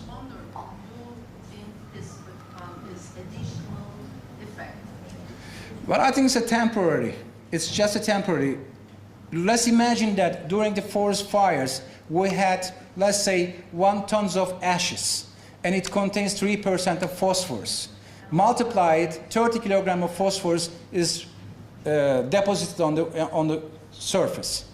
That could, of course, affect, but I don't think it's the main effect. It's just a minor effect. It's my personal opinion. I'm not an expert on that, but it's my simple thinking. Well, I'm really bored of making research. I want to go into application, solving the problems. Please.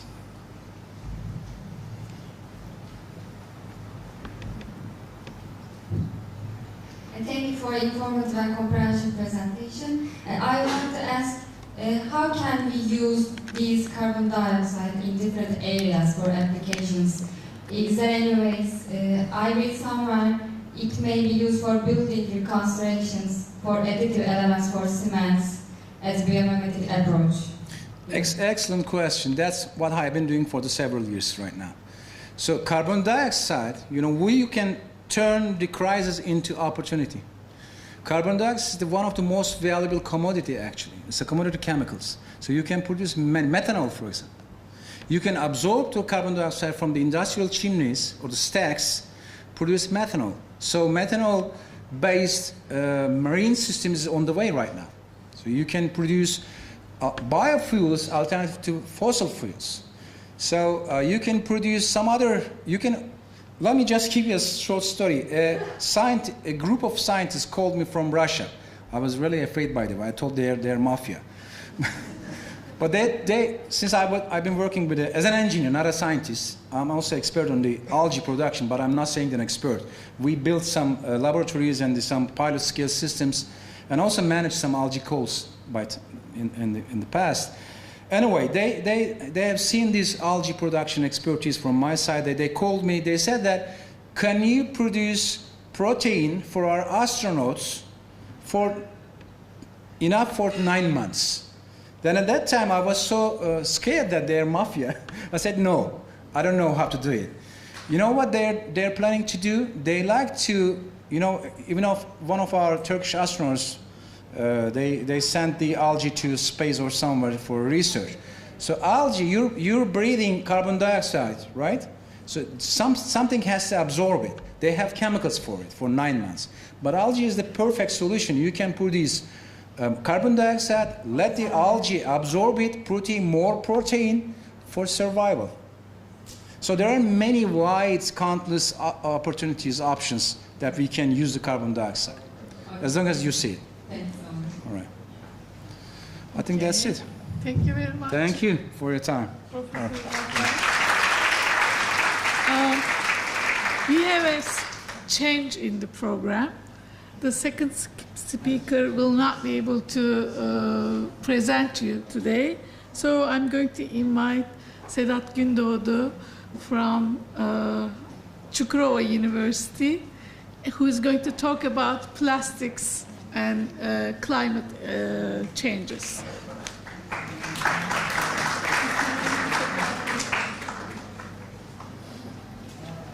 İsterseniz hocam buradan denemek isterseniz. Buradan first of all, thank you for inviting me in this exciting meeting. I'm Sedat Gündoğdu, working at Çukurova University on plastic pollution over 9 years. So today I will give a speech on plastic pollution and climate crisis relationship, connection. This is one of the overlooked part of our climate problem and climate change issue, because plastics is one of the main contributor of carbon dioxide in the atmosphere and also chemical pollution in the environment. So there is close connection between these two elements. First, I want to introduce our research group. We are working on microplastic pollution and in all aspects of microplastic pollution, not only in the marine environment, because I'm a marine biologist, but we are now working on microplastic pollution in terrestrial environment, food source, air, and even human tissue samples, and some human samples like urine, blood, and intestinal ingredients. So you can scan the code and then you can have a look our studies, our publications. We have over 100 publications in plastic pollution, climate, waste management, plastic waste export, import, and transboundary movement of this hazardous materials. So before coming to real issue, we need to take a look the history of the invention of plastics. This guy is the inventor.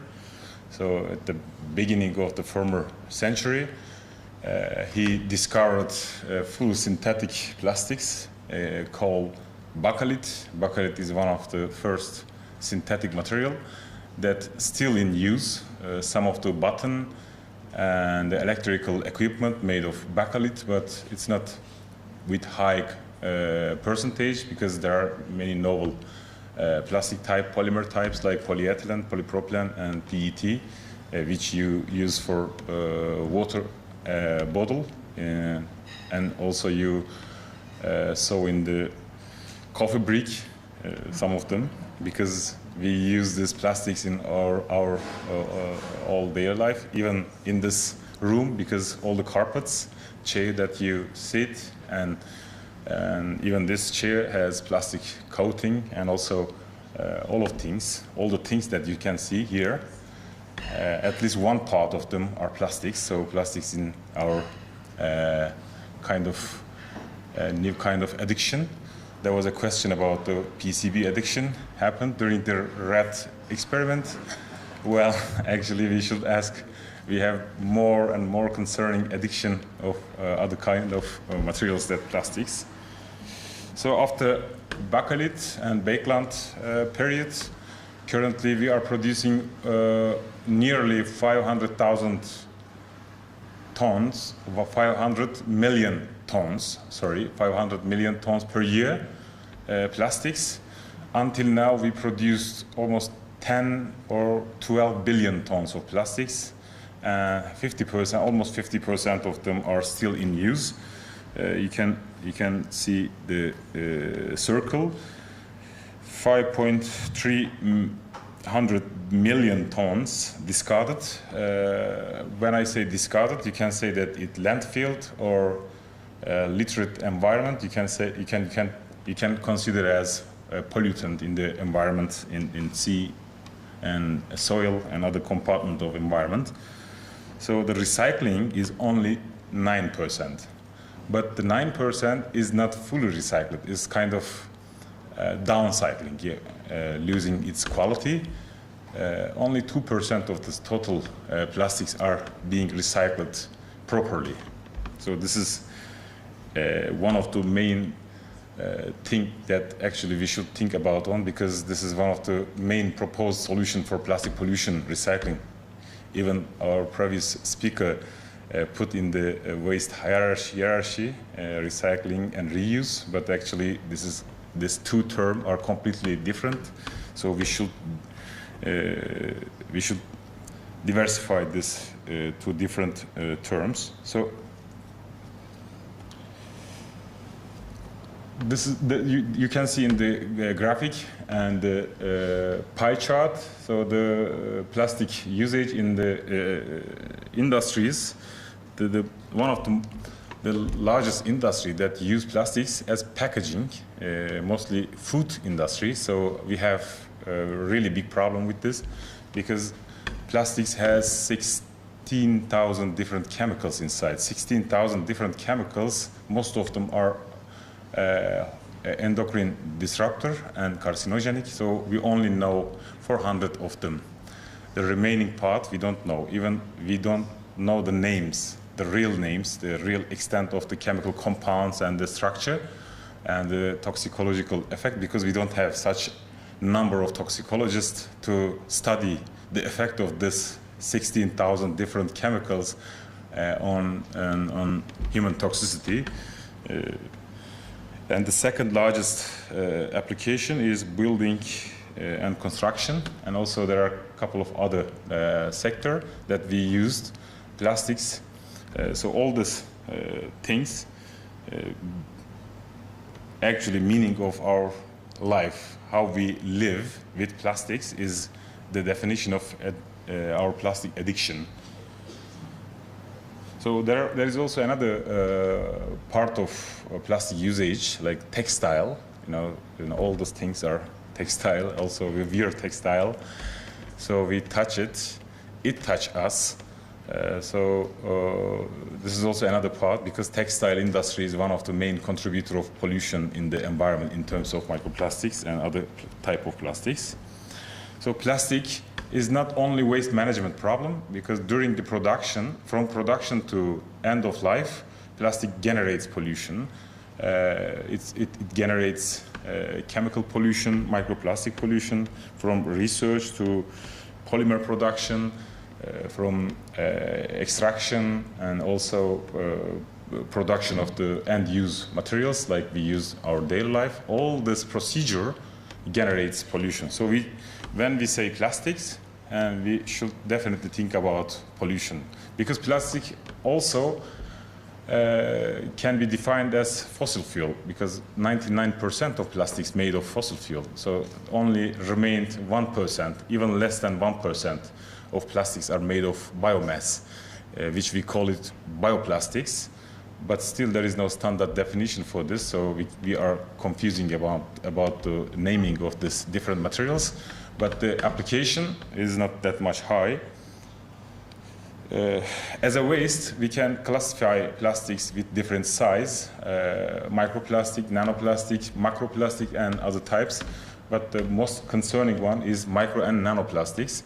Even nanoplastics, we cannot identify, detect, or extract. It's a really novel problem because nanoplastics can pass all kind of human body barriers, from intestinal barrier, even blood-brain barrier. It can pass this barrier and can reach the endless part of the human body, also the other organisms. 92% of total plastic pollutants in the environment are microplastic form. So microplastics actually the bigger part of the plastic problem. So what is the source? The main source, as I told, is a textile, because all the fibers, all the textiles, materials made of fibers release microfibers. So there is no effective way of elimination or tackling this problem, because it's not only about washing textiles, it's also about when you wear the textile, it releases microplastics.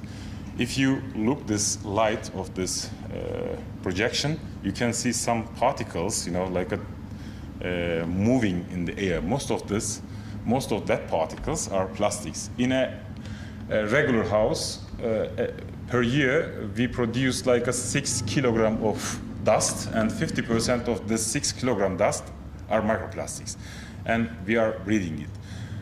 Maybe you remember when you clean your house, your place, your area, you will find you are finding some some particles, gray particles. It's like a fiber. You can realize that it's fiber, like a wool or something like that. They are mostly microplastics. And also you can find them in your belly button. So when you wear a new textile, the new textiles release fiber, and then they accumulate in your belly button. So that's also another case of research. Maybe one of you are interested on the microplastic concentration in belly buttons. It is really novel, one really interesting topic. You will definitely published in high impact journal. So there are different shape of microplastics. These shapes also define its toxicity and also its abundance in the environment. The most easiest part of plastic pollution are nodal and microbead type of plastics, which microbead used for personal care products. It's banned in European Union and also in the UK last couple of years. So they cannot use those microparticles anymore in the personal care products, like a peeling effect.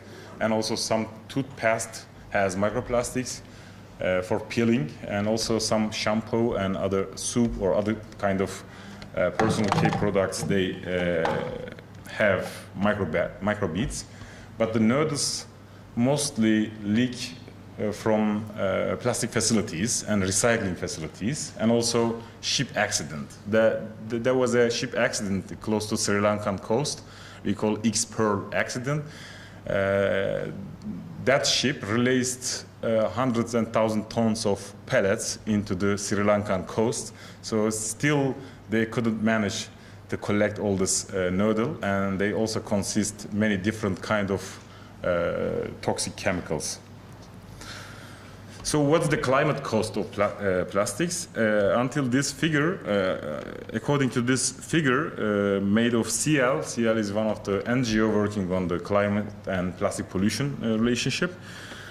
In 2015, this is very very conservative estimation. Actually, the numbers could be double with the according to very novel research that made on plastic and climate effect. I will show you that one in the next slides.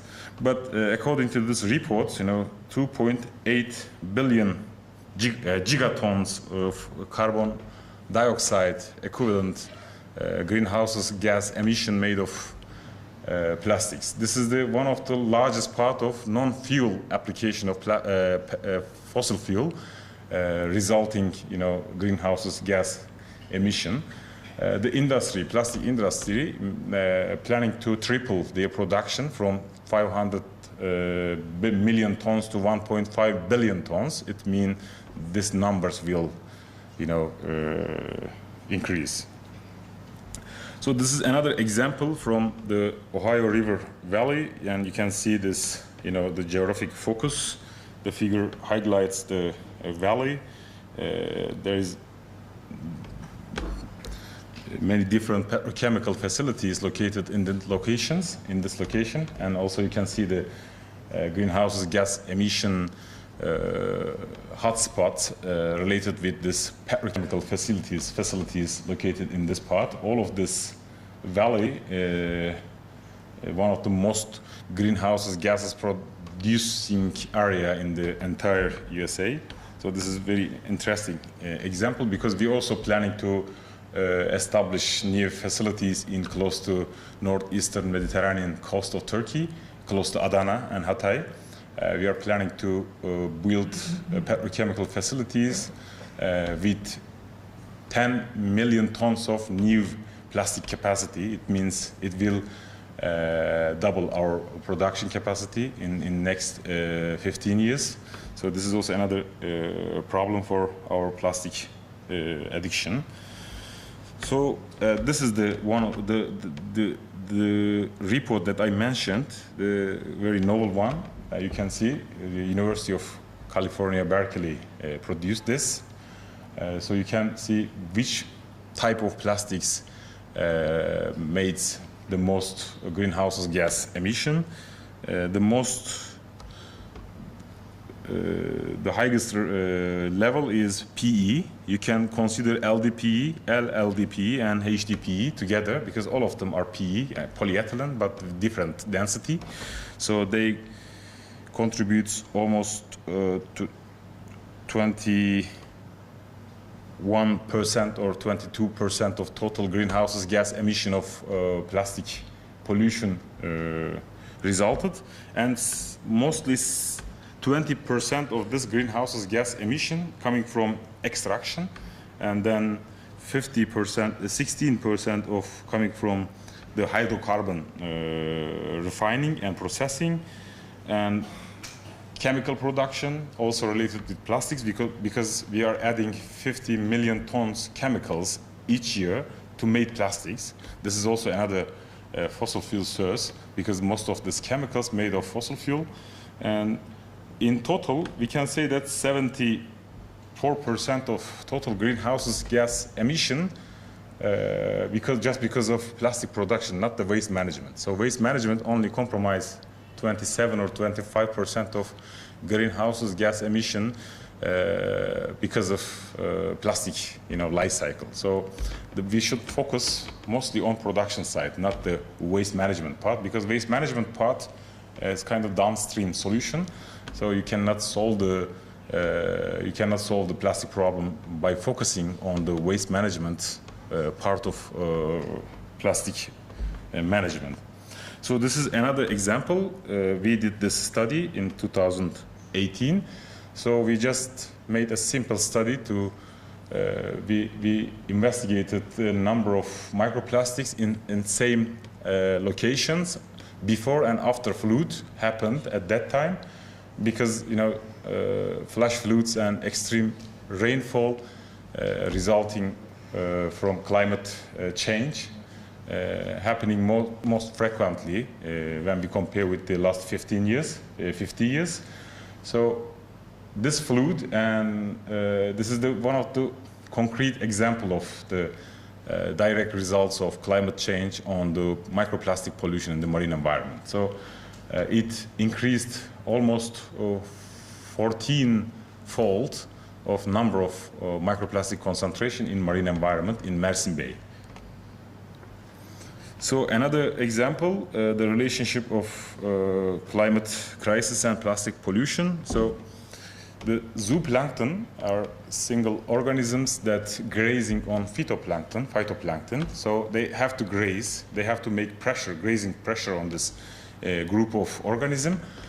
If we discard our plastics and the pollutants to the marine environment, then microplastic will replace with phytoplankton. So the zooplankton will graze on microplastics rather than phytoplankton. So it will affect carbon budget of the marine environment. It will also has effect on the climate change because there is a carbon and oxygen circle in the marine environment, because the marine environment, marine water has potential to capture carbon dioxide in the environment. If you broke this chain, so they will, the marine environment will lose its capacity to capture carbon. So it will additional carbon release to the environment and the atmosphere. So this is also another relationship between plastic pollution, microplastic pollution, and climate crisis. So another addiction is chemical usage in plastics. We use 16,000 different chemicals. So you know how many chemicals that we use to produce plastic package, only plastic package. They have, each of them has different kind of homologs and analogs and other types, like most of them are group of chemicals, not the single one. So the number of these chemicals are 16,000. So all of them also made of fossil fuel. So this is also another problem that mentioned by David Carpenter in the first opening ceremony. They can be found all the human tissues, even all the water and the soil examples all around the world.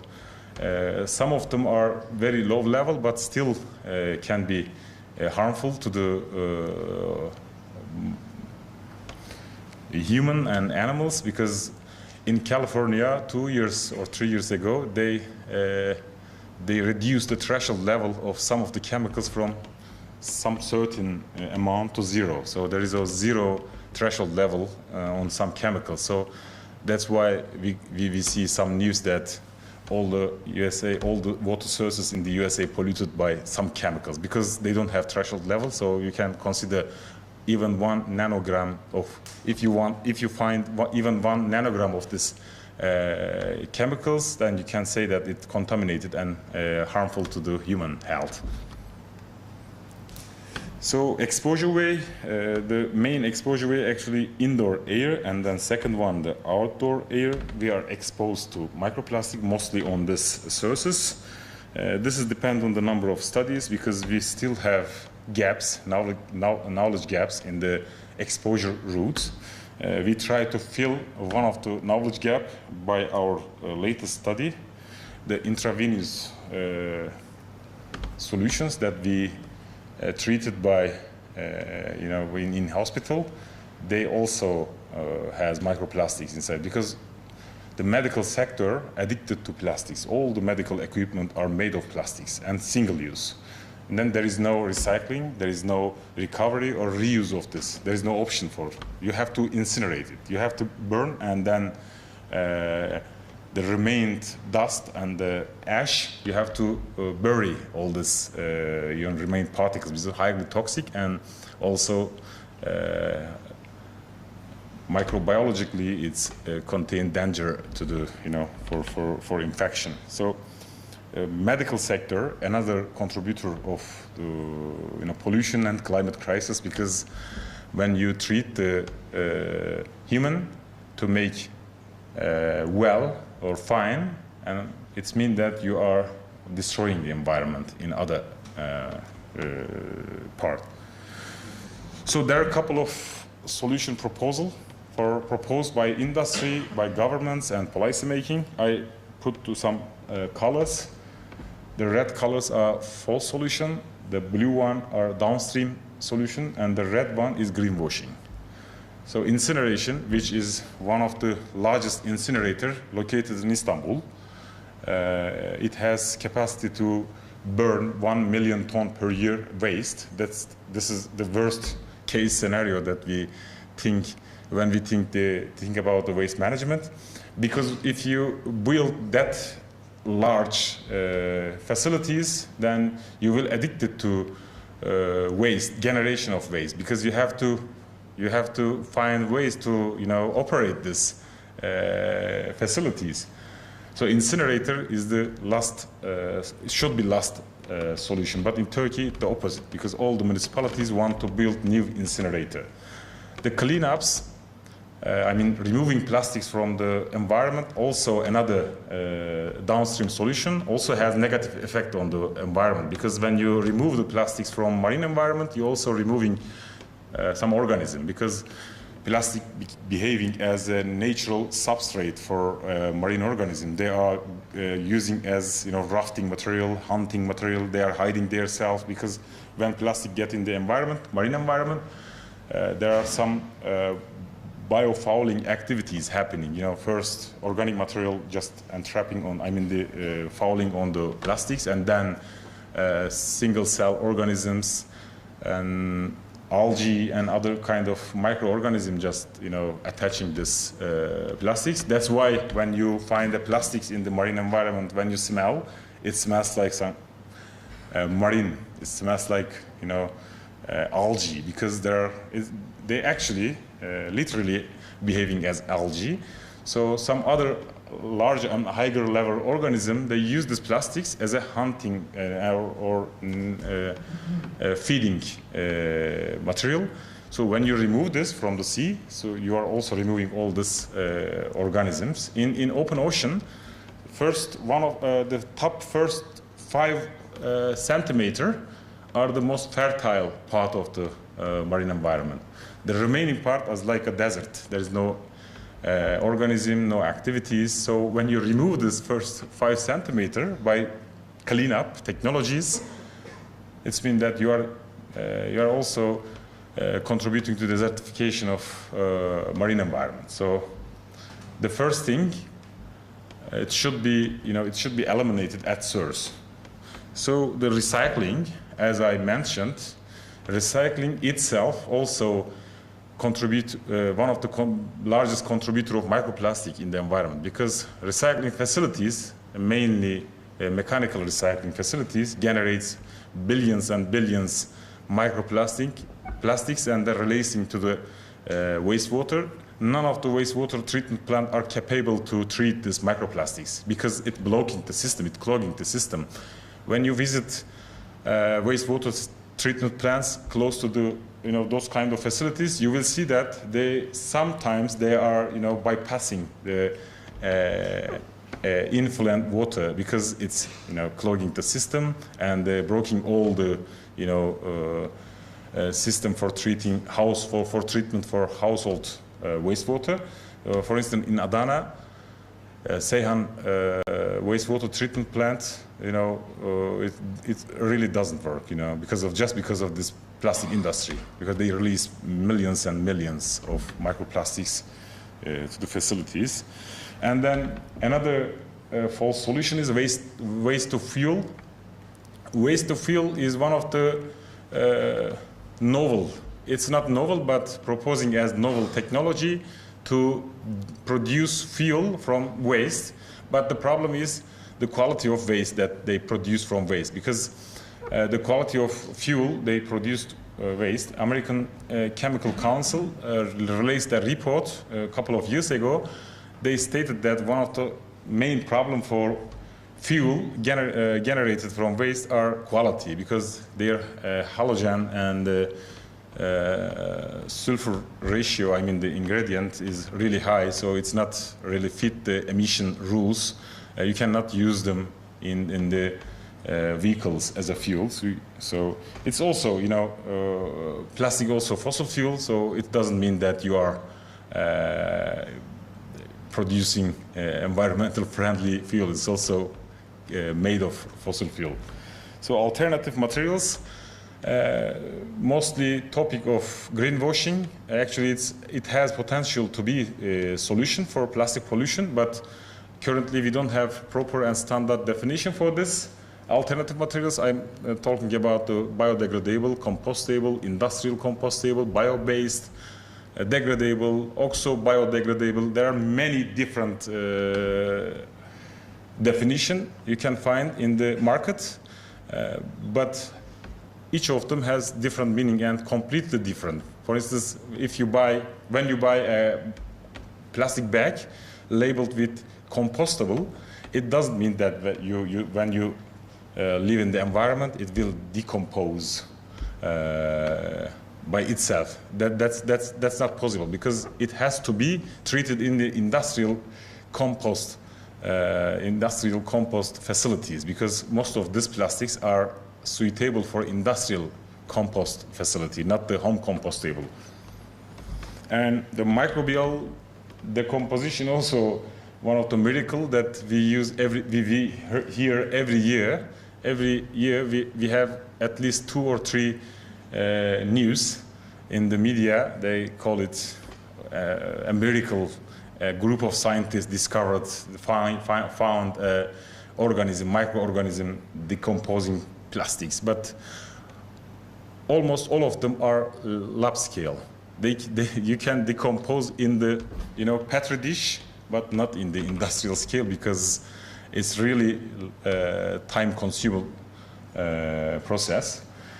And the last downstream solution is waste management, because even you fit and make perfect all these waste management tools, plastic pollution will not decrease in over years, because waste management only dealing with the end of life, not the production. There could be some potential intervention for each stage of plastic production life cycle. Here you can see I'm not talking about each of them, but if you want a silver bullet to solve this problem, the silver bullet is a global plastic treaty and capping with plastic production, reduction in plastic production. Thank you.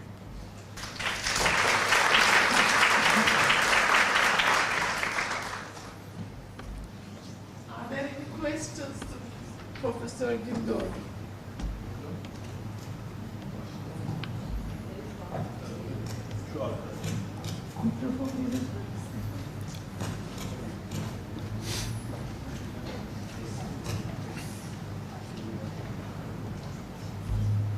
Thank you for your presentation. Is there any legal limit for drinking water?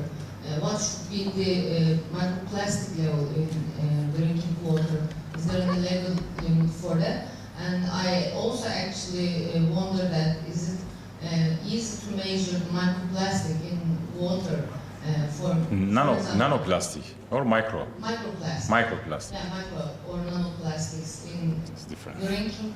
Yeah, I know, and the sizes are very different. Let's go on with microplastic then. Okay.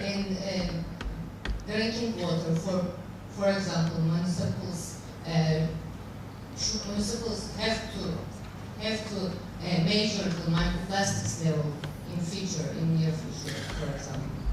Yeah, thanks for this question. There is no threshold level for microplastics. I mean, even one piece of microplastic can have a toxic effect on the tissue level or cell level. So, still, most of the scientists working on this, but there is no common agreement on this. So there is no threshold level. There is no acceptable limit for microplastic exposure in water. The measuring of concentration of microplastics in drinking water is so simple. It's really easy. You can do it you need a filter system and FTIR, or we call it spectroscopy. So if you have a microscope, a filter system, spectroscopy, you can easily measure microplastic inside the drinking water, and I think it will diffuse in the policy and legislation in next couple of years, because many countries working on this. The first country is, state is California. They are working really well on this because they have very well-known scientists in their group, so they are proposing some, standards for measurement for threshold level. Even they work on threshold level, and also they have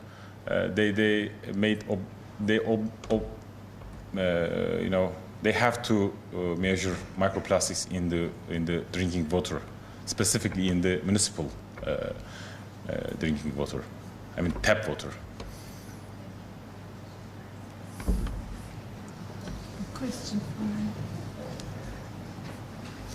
Thanks for this nice presentation.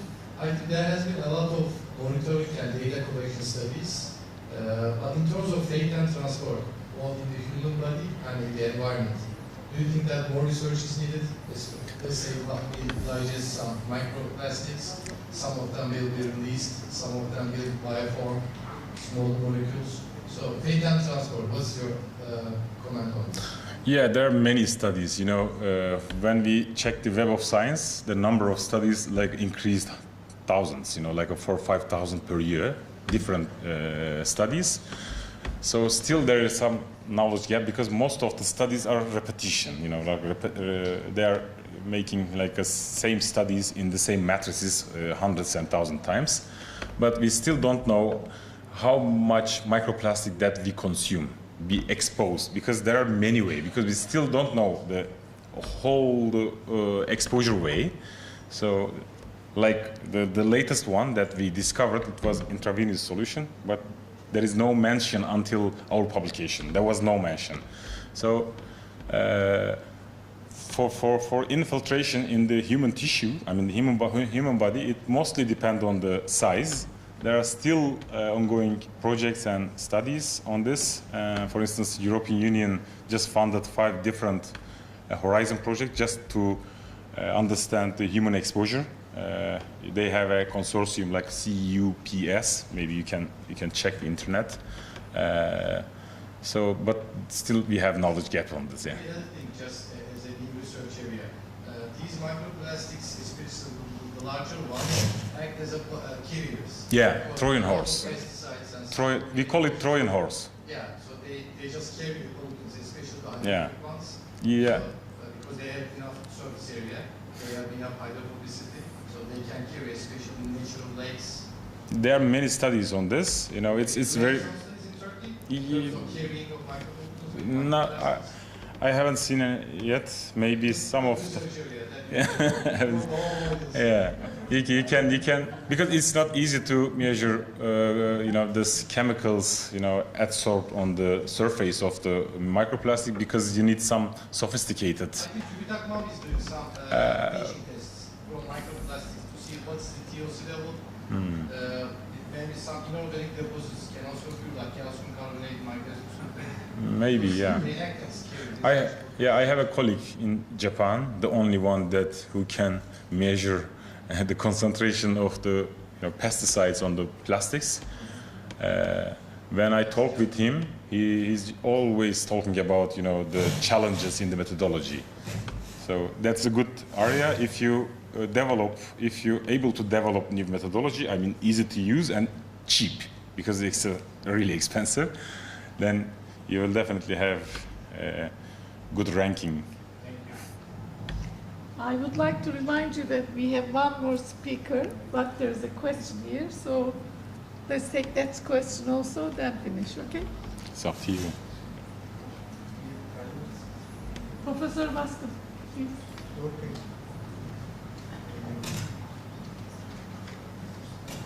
Thank you for your satisfying lecture. Just a question about microbial bioremediation. What do you think about it? Is it really heartbreaking, bad solution? Or? Microbial decomposition. It's greenwashing. It's topic of greenwashing. greenwashing. You know the term greenwashing? When the industry want to, wash their, dirty businesses, they use they are greenifying their activities. This is one of the way to greenify their activities, because the microbial, the composition of microplastics, it's like a fantasy currently. It's very small scale because they're very slow, and some of the enzyme that, we have 100 different type of plastics.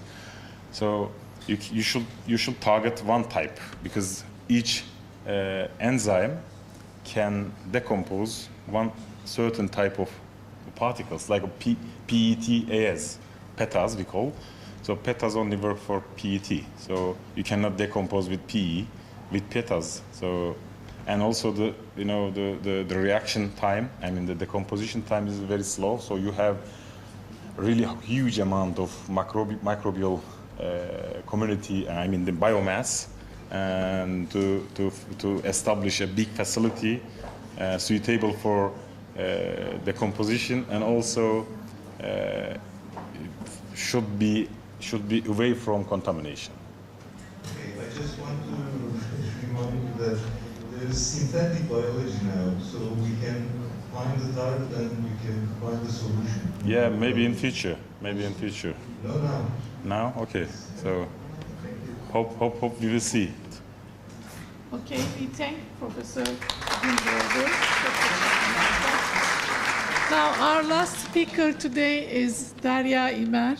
She is from Istanbul Technical University. She's an environmental scientist and works with membranes. So her talk is about membranes and their development.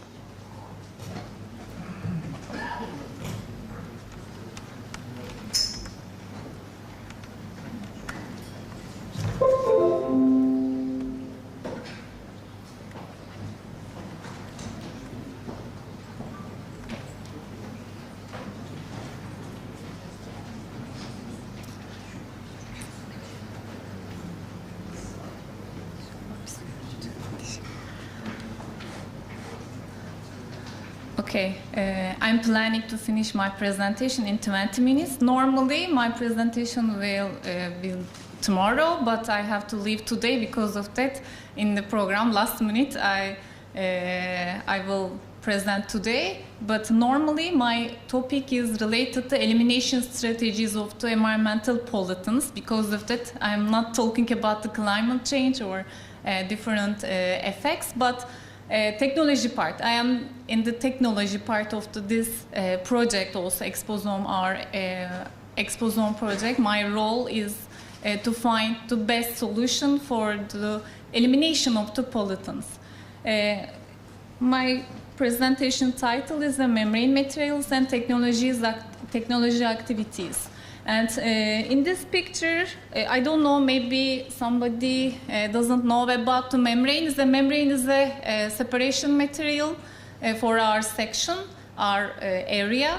I will give some brief information about the membrane also, but in this holistic view, we are saying the holistic view, this is some main steps for the membrane technologies. The first step, we have to find the best material. This is the material selection. For material selection, the membrane material selection, we are using the polymer, solvent, and some additives, nano-additives, micro-additives, or inorganic, organic, different kind of additives you can use. In the second step for the membrane, is a membrane fabrication step. For membrane fabrication, we have the different technologies. Normally, the first membrane was developed in the 1960s as a desalination membrane, and so we have a lot of different technologies, but some technologies are lab scale, some technologies are industrial scale. In Turkey, we have a very big company for the membrane developer, Akkim, in Yolova. And they are using the phase inversion, for example, phase inversion technique for fabrication of the membrane.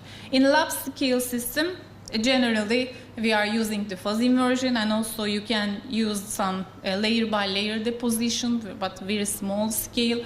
And also in my research group, we are focusing on the electrospinning techniques, and then we are saying that the new kind of innovative membrane with electrospinning techniques. The third step, module design and testing. You can get the very good membrane material, but you have to use this membrane material in the good module system. And because of that third step is the module design and testing.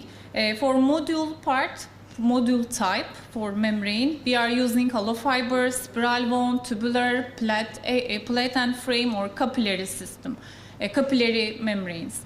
And after the module design and testing, we are passing through the process application. For process application, we have different techniques for the membrane: ultrafiltration, nanofiltration, reverse osmosis. For example, for desalination, drinking water production from the seawater, we are using the desalination system, desalination membrane modules. Forward osmosis, membrane distillation, pervaporation, membrane conductor, and we have the different process application part related to membrane. And also, normally, as an environmental engineer or chemical engineer, industrial academicians, generally we are finishing this step after the process application. But previous to presentation, you know, the new circular economy aspects, we have to think about the end-of-life issue for the membrane system also. Because of that, we have to focus on the new material, recoverable or biodegradable or biopolymer, bio-based materials. We have to think about the end-of-life issue of the membrane. And for first two steps, membrane material selection and membrane fabrication, we have to understand the main theory of the membrane. Is a membrane is not a magic material. For example, the pollutants, we talk about some, for example, chemicals or biological pollutants. We have different pollutants actually, and there is no place you are not exposing to pollutants. Just clean room or isolation room. You are going to isolation room and then probably you are not touching any pollutants. But normal life, for your daily life, you are exposing to different pollutants: inorganic pollutants, organic pollutants, biological pollutants, and also in drinking water system, treatment system, and also wastewater treatment system. Generally, we are using the membrane processes in there, and we are using the separation mechanism. And the membrane is a separator, let's say. And also, we have two main streams for the membrane: feed, permeate, and concentrate. And so, I'm saying that the membrane is not a magic, because you are holding some contaminants or some pollutants in the water, but these pollutants are concentrating in the concentrate system, and because of that we have to think about each stream. For example, in environmental engineering sector, we are just using the permeate because we need the clean water, and we are focusing generally treating the water. But in the chemical engineering sector, they are using the concentrate stream because they need the valuable materials in the concentrate. Because of that, we have to think about each stream of the membrane processes. This is some history of the membrane sector, and now we are in the smart and sustainable membranes stage for the membrane industry. And we are using the different membrane material and also process, as I mentioned before. This slide is main mechanism. This is a cross section of the material and a selective, semi-permeable material, and like our cell wall. And so, for example, in the black side, this is the feed side. It means it contains the different kind of pollutants in the water. Its water is coming your membrane material, and this like a pore shape or pore geometries are holding your pollutants in the water, and then you are getting the clean water at the bottom of the membrane. This is the cross section of the membrane, and also different module configurations: flat sheet, hollow fiber, spiral wound. This module design is giving the main advantages, for example, cost advantages or high surface area, for example. The modularity is very important for the membrane sector. Because of that, you can prefer the different module design and also different material structure, asymmetric or porous, non-porous, and different terminology for the membrane. And some pictures for the membrane module and membrane materials and some. For example, at the top, this is a ceramic membrane. We are using generally polymeric membrane, but also you can prefer the ceramic membrane is according to your application. For example, industrial application, sometimes we are preferring the ceramic membrane because they are very strong for the chemical attack. For example, acidic or alkaline conditions, also high temperature, for example, you can prefer the ceramic membrane for the high resistance, because of the high resistance. And this is the main membrane fabrication method, is a fuzz immersion, but I would like to highlight some sustainable way of the membrane fabrication. This is a very conventional system, but we are using too much water. And so we are saying that the membrane is a good material. Membrane technologies are the best technologies for eliminating the pollutants in the water or wastewater, but we are polluting the water during the membrane fabrication. Because of that, we have to change our directions. We have to change our directions for the new membrane fabrication system and method. And we published a different paper for the conventional fabrication method. And then we are in this step, actually. As the linear economy, circular economy, you mentioned, Nuri Hocam mentioned this linear economy and circular economy aspects. And also we are using this aspect for our membrane also. The current way, generally, we are using the raw material, is a material selection, and we are using the traditional fabrication techniques, and we are using too much water for fabrication, and then application, and end of life. We are just sending this membrane to landfill or incineration, because it's not possible to degrade some membrane with the biological way. From the raw material, the end of life in the landfill. But we need to find some new fabrication method, new perspective. For example, we can change the raw material in terms of bio-based or byproduct of the waste stream. For example, we can select our raw material for the membrane. This is a bio-based product. And also fabrication technique, we have to change the traditional fuzz immersion technique. Yes, industry, general main membrane industries, they are using the fuzz immersion technique, but we can change some, we can go some small direction for the new fabrication technique. And for example, green solvent. We can prefer the green solvent for the membrane preparation recipe. And also in application, okay, we are using the membrane for very high valuable materials getting, but after application, we have to think about the recycle and reuse. For example, a raw membrane is a very traditional way. After desalination application of the raw membrane, people are using the ultrafiltration. This raw membrane are going to ultrafiltration application, but we have some safety problem for this reuse one. And because of that, for example, many people, many chemists or many researchers are focusing to recycle of the raw material membrane. And after application, for example, end of life issue, we have to think about the recycle of this material, for example, getting the new membrane material. But we need the new idea for the membrane application. We have to use the renewable energy, because in industry, for example, in textile industry, where they have different problems in the industry. For example, water dye problems, and they are using too much water, and they need to reuse this water again in their processes. But if you, for example, recommend the membrane technology in the textile industry, they are saying that too much cost and high cost, and so. Okay, we are saying that, but energy is the biggest part of the cost for the membrane application. And so we can change this energy without the fossil fuel, for example,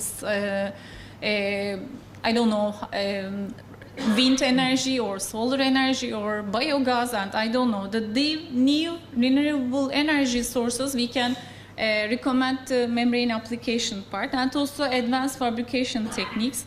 And we have to focus the different application of the membrane, not just for the water reuse. For example, emerging pollutants removal. Sometimes this is the only solution for the treatment of these emerging pollutants. And so we have to focus the different application of the membrane. And nanofiber membrane, I would like to mention about our new membrane site for nanofiber membrane. We are fabricating the nanofiber membrane in our university, in our research group, and also we are very close to industry for the pilot scale fabrication. And this nanofiber actually is a textile engineering materials, but we are using this textile materials or textile mentality in our environmental sector. We are using the electrospinning technique, and this is the main mechanism of the fabrication part. And we are getting the fiber structure onto the membrane surface. And also you can dope the different nano additives. For example, you can add some absorbative materials or oxidative materials onto the surface. And also you can increase or you can orient the fiber diameter or fiber shape. And then you can use this nanofiber membrane in the emerging pollutants removal or other activities. These are the main machine for this picture is an industrial scale nanofiber fabrication machine. The company is very open to collaboration, and then we are using their industrial scale machine for the big scale membrane fabrication, and this is our lab scale membrane system. If you need some detailed information, we can discuss, and we publish different papers. For example, we developed indoor air filter with electrospinning membranes, and we removed the volatile organic compounds from the indoor air, and some toluene and some VOCs and different organic contaminants. And also we developed antibacterial indoor air filters, and we installed this filter indoor air filtration device, and we finished one bilateral collaboration project, TÜBİTAK project with Newcastle University. And also this is our other application or fabrication membrane, bio-based nanofiber membranes. And she is my PhD student, and she developed a mixed matrix nanofiber membrane with biopolymers. Biopolymers, we are producing the biopolymers from cheese whey wastewater. We are using the industrial wastewater. We are not saying the waste, because this is a resource for us, and so we are using this waste material to fabricate the biopolymer.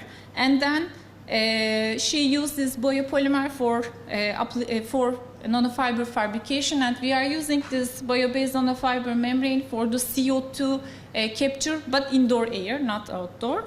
And so this is very good example for us, because we are using the bio-based material, green solvent, and we changed our direction, the conventional phase inversion method to nanofiber, and also our application is the CO2 removal.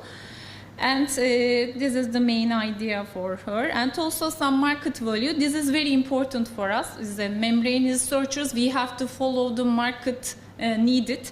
And in market, you can see that the nanofiber is increasing too much, and the application and fabrication because of the COVID. Because during the COVID, some face mask material, people use the nanofiber material for the face masks. Because of that is increased. And so the biopolymer sector, biopolymer market also, it's increasing day by day. And so our aim is to combine to these two market value product together.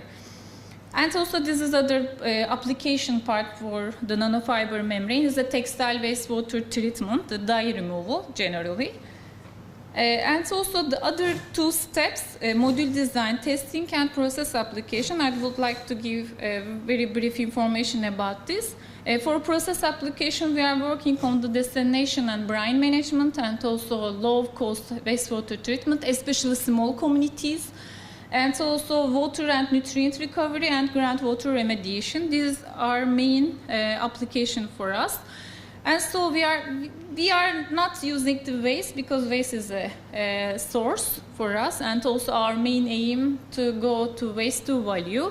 And the sector, and also, for example, this project, and also other European Union project, and other national, international project, and these opportunities, I think this is my idea, created some new generation experts. For example, our undergraduate students, they are very open to some startup companies after their graduation, very catching the new ideas. So these studies, I think, generate new experts, but of course we need the more expert for these sectors, for the new generation experts for waste management or resource recovery or circular economy. But we have some problems because of some, I think, the community problems. For main identification for this waste to value idea is some knowledge gap, and because I'm talking about the technology, but sometimes I'm not catching the regulation. For example, okay, I'm developing the technology, but I don't know the real market value sometimes, and also some country-based needed. For example, in Turkey, we have some priorities, but in Sweden, they don't need any technology developers. And so we have some bottlenecks and some problem, but and at the end of the day, we need to harmonize for each section for the waste to value. This picture is different water sources in our communities. We are using the raw water every day, and we are using the conventional water, drinking water treatment plant in every city. And after this very clean production of the very clean water, we are using this water in industry and municipality and also agriculture. For agriculture, I think 70% of the clean water is going to agricultural irrigation. And so we are sharing the 30% with industry and municipal. And so this wastewater is going to wastewater treatment plant. Because of that, we have to think about, we have to focus the wastewater treatment plant effluent for recycle this water again in the agriculture or industry, not for municipal, not for the municipality, but maybe recreational or irrigation. We can think about this. And also this is the water part. And also we have the other compounds is the nutrients for the recovery.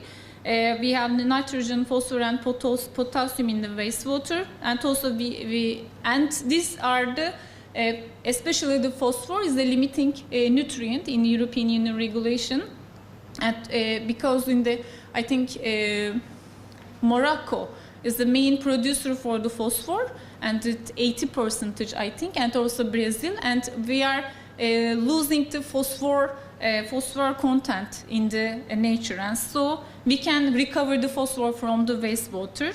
Let's say this is the other aspect, and because of that we have to close the nutrient loop, and also we have to mitigate the eutrophication, and we have to meet the discharge limit, and so we should recover the nutrient in the wastewater with different technology, not just for the membrane.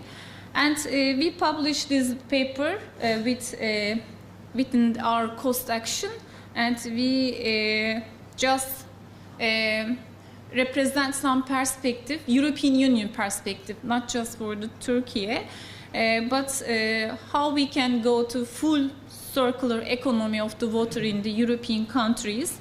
And we got the very interesting results, and if you interest this paper, I can share with you. But for technological solution part, because my presentation is related to technology part, from this review paper study, we summarize that we have two solutions for the treatment or water recovery: nature-based solutions and NBS, natural-based solutions like a wetland or constructed wetland or different green roof or some different systems, and also engineering-based solution. Engineering-based solution is the membrane processes are the most important technologies for the engineering-based solution for water. And also other techniques are advanced oxidation, disinfection, sorption process, and we have the different process. But generally we are going to these two technology solutions, nature-based or engineering-based solution. And also some flow sheets. We can draw some process flow sheets for the membrane system. But yeah, this table is very important because the selection of the technology, we have to think about the cost and also environmental impact. Because of that, for example, many industries, they are coming to us and find a good solution for their problems. For example, textile industry, water recovery, and for municipality, they are coming us for the emerging pollutants removal. Okay, you can you can recommend some technologies, but before recommendation, we have to do some decision-making analysis or some simulation, some modeling step, and then we can recommend that this technology is okay for your system. Because of that, for example, in this table, we are thinking about the economical results and also some removal performance and also some environmental impact. And we are using the SuperPro Designer for the comparison of the different processes. And emerging organic compounds problems, we have the different EOCs, personal care products, pesticide or natural hormones or some chemicals, different chemicals. We did some calculation, statistical calculation for which compound is the most, not most important, most studied in the literature, and we found that the anti-analgesic or anti-inflammatory drugs are the main studied emerging compounds. And after this statistical analysis, we selected or we evaluated the different technologies in industry and also in academia also. We found that biological treatment and membrane combined systems people are using.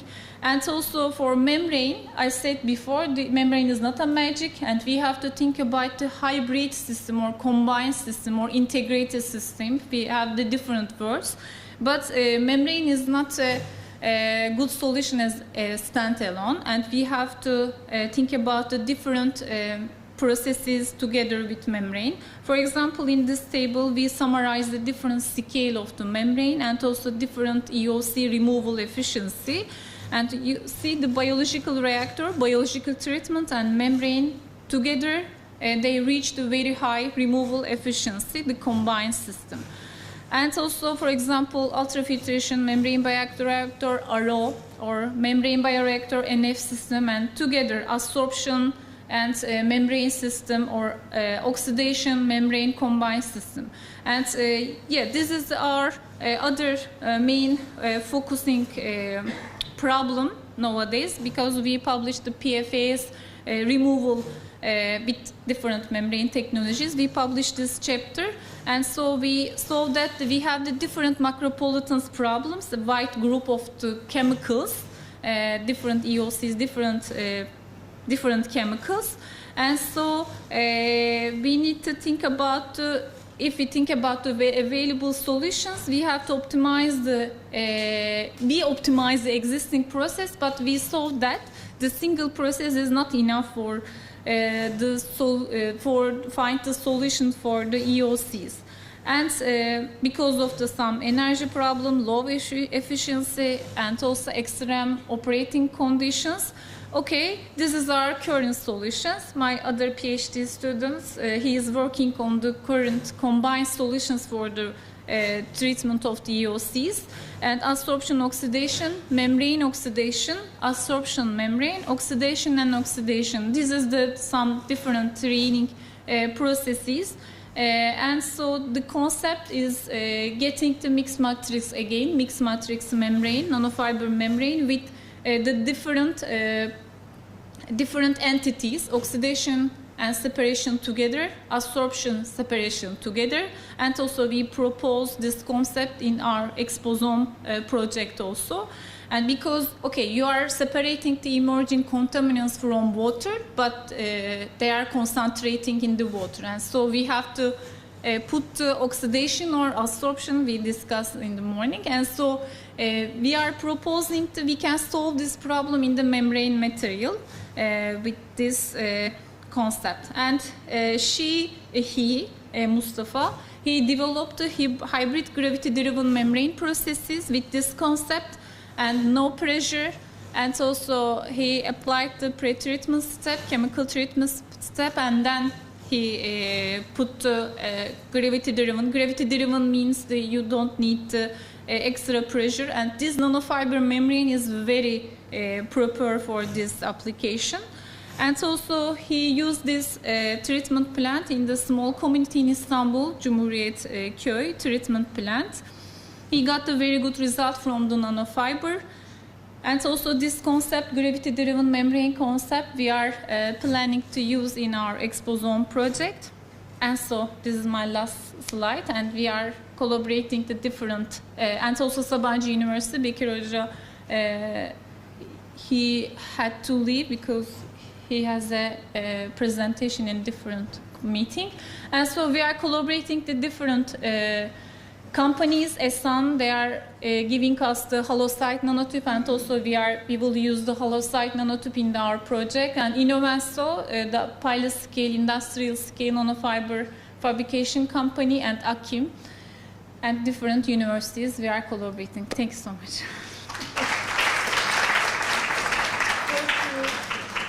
To Dr. Ömer, is there any questions? Çok karışık anlattım.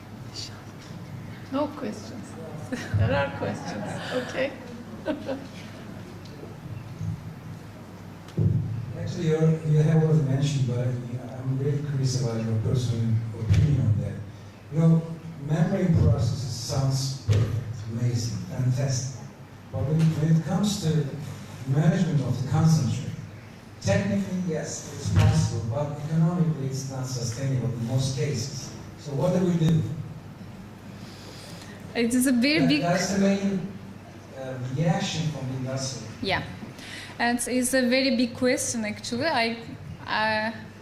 I would like to try to answer. For example, the concentrate stream is very problem for, is my idea, is that RO system, for example, in desalination. But also, this is not a waste concentrate stream. For example, this is brine and too much salt in there, and also lithium, and also boron, and some different valuable elements in there. And so you are right, it's a very high cost management techniques. We have to think about this, but I'm waiting the regulations for the concentrate management. After these regulations, I believe we will find the best solution, because without regulation, is the concentrate stream management is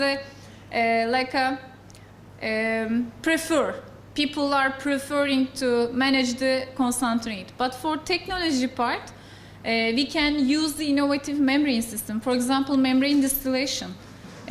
Some industries, they are installing the real scale membrane distillation for the brine management. Or, I don't know, forward osmosis. We have different techniques, and also some companies in Europe or in world, they are installing the very good the concentrate management techniques. But in our country, maybe we need more time for finding some concentrate strategies, concentrate management strategies. But if we discuss about the brine, yes, we have the very good solutions for brine, but other concentrate, yeah, we need to think about other systems. Mehmet Hocam, sorunuz vardı. I was going to add something to the Roger's question. Concentrate. I mean, there is no yes or no answer for that question. It's totally project specific. He's right, in some industrial applications, RO concentrate management is an issue. We have to tackle with it. But it depends on the project. Let's say you are in an organized industrial zone, and if you are making a combined treatment, and if you have a waste heat, then you can easily make an operation for our concentrate. So it's not too much. Yeah. It has maybe 40% extra cost. Yes, if there is a valuable product, is evaporation. Another Yeah. thing for seawater desalination, €10 million, what he's suggesting. We tried it. it's project specific. Yes, but he's right, I mean, exactly. Sometimes it's expensive. Exactly. So there is no yes or no. Yeah, exactly. But we should. There is no technical solution. Yes. There is a big solution. Sometimes cheap also. Yes, sometimes cheaper than the normal membrane operation. Yeah, in Qatar, for example, I experienced in Qatar. Yeah, it's very more cheaper than the membrane operation, RO operation. Yes, the brine management is more cheaper because they have the waste energy. And there is a new technique called increased recovery. There is a breakage water RO systems, especially developed by Esti company in Turkey. So they can go up to 90% recovery. So we have only 10% waste. So it's like a SCADA control system. You make internal blurs, blowouts, increase the recovery to 90%. So the cost is cost and competitive. Yes. And if the cost is less than $2, sometimes it's cheaper. But if you have irregular groundwater usage and your cost is like 2 Turkish liras or 5 Turkish liras per cubic meter, then Hocam is right, Roger is right. It's totally not logical. Not logical. So it's totally specific. Yes, exactly. And thank you so much. Hocam kapatıyorum mu? Herhalde. We thank Professor Imer. We came to the end of the day. So I would like to invite Professor Genç so that we can close up. Thank you, all of you. We have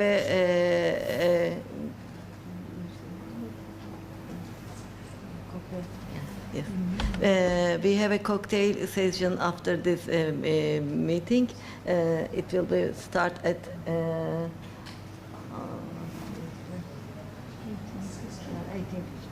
18:50. Thank you so much.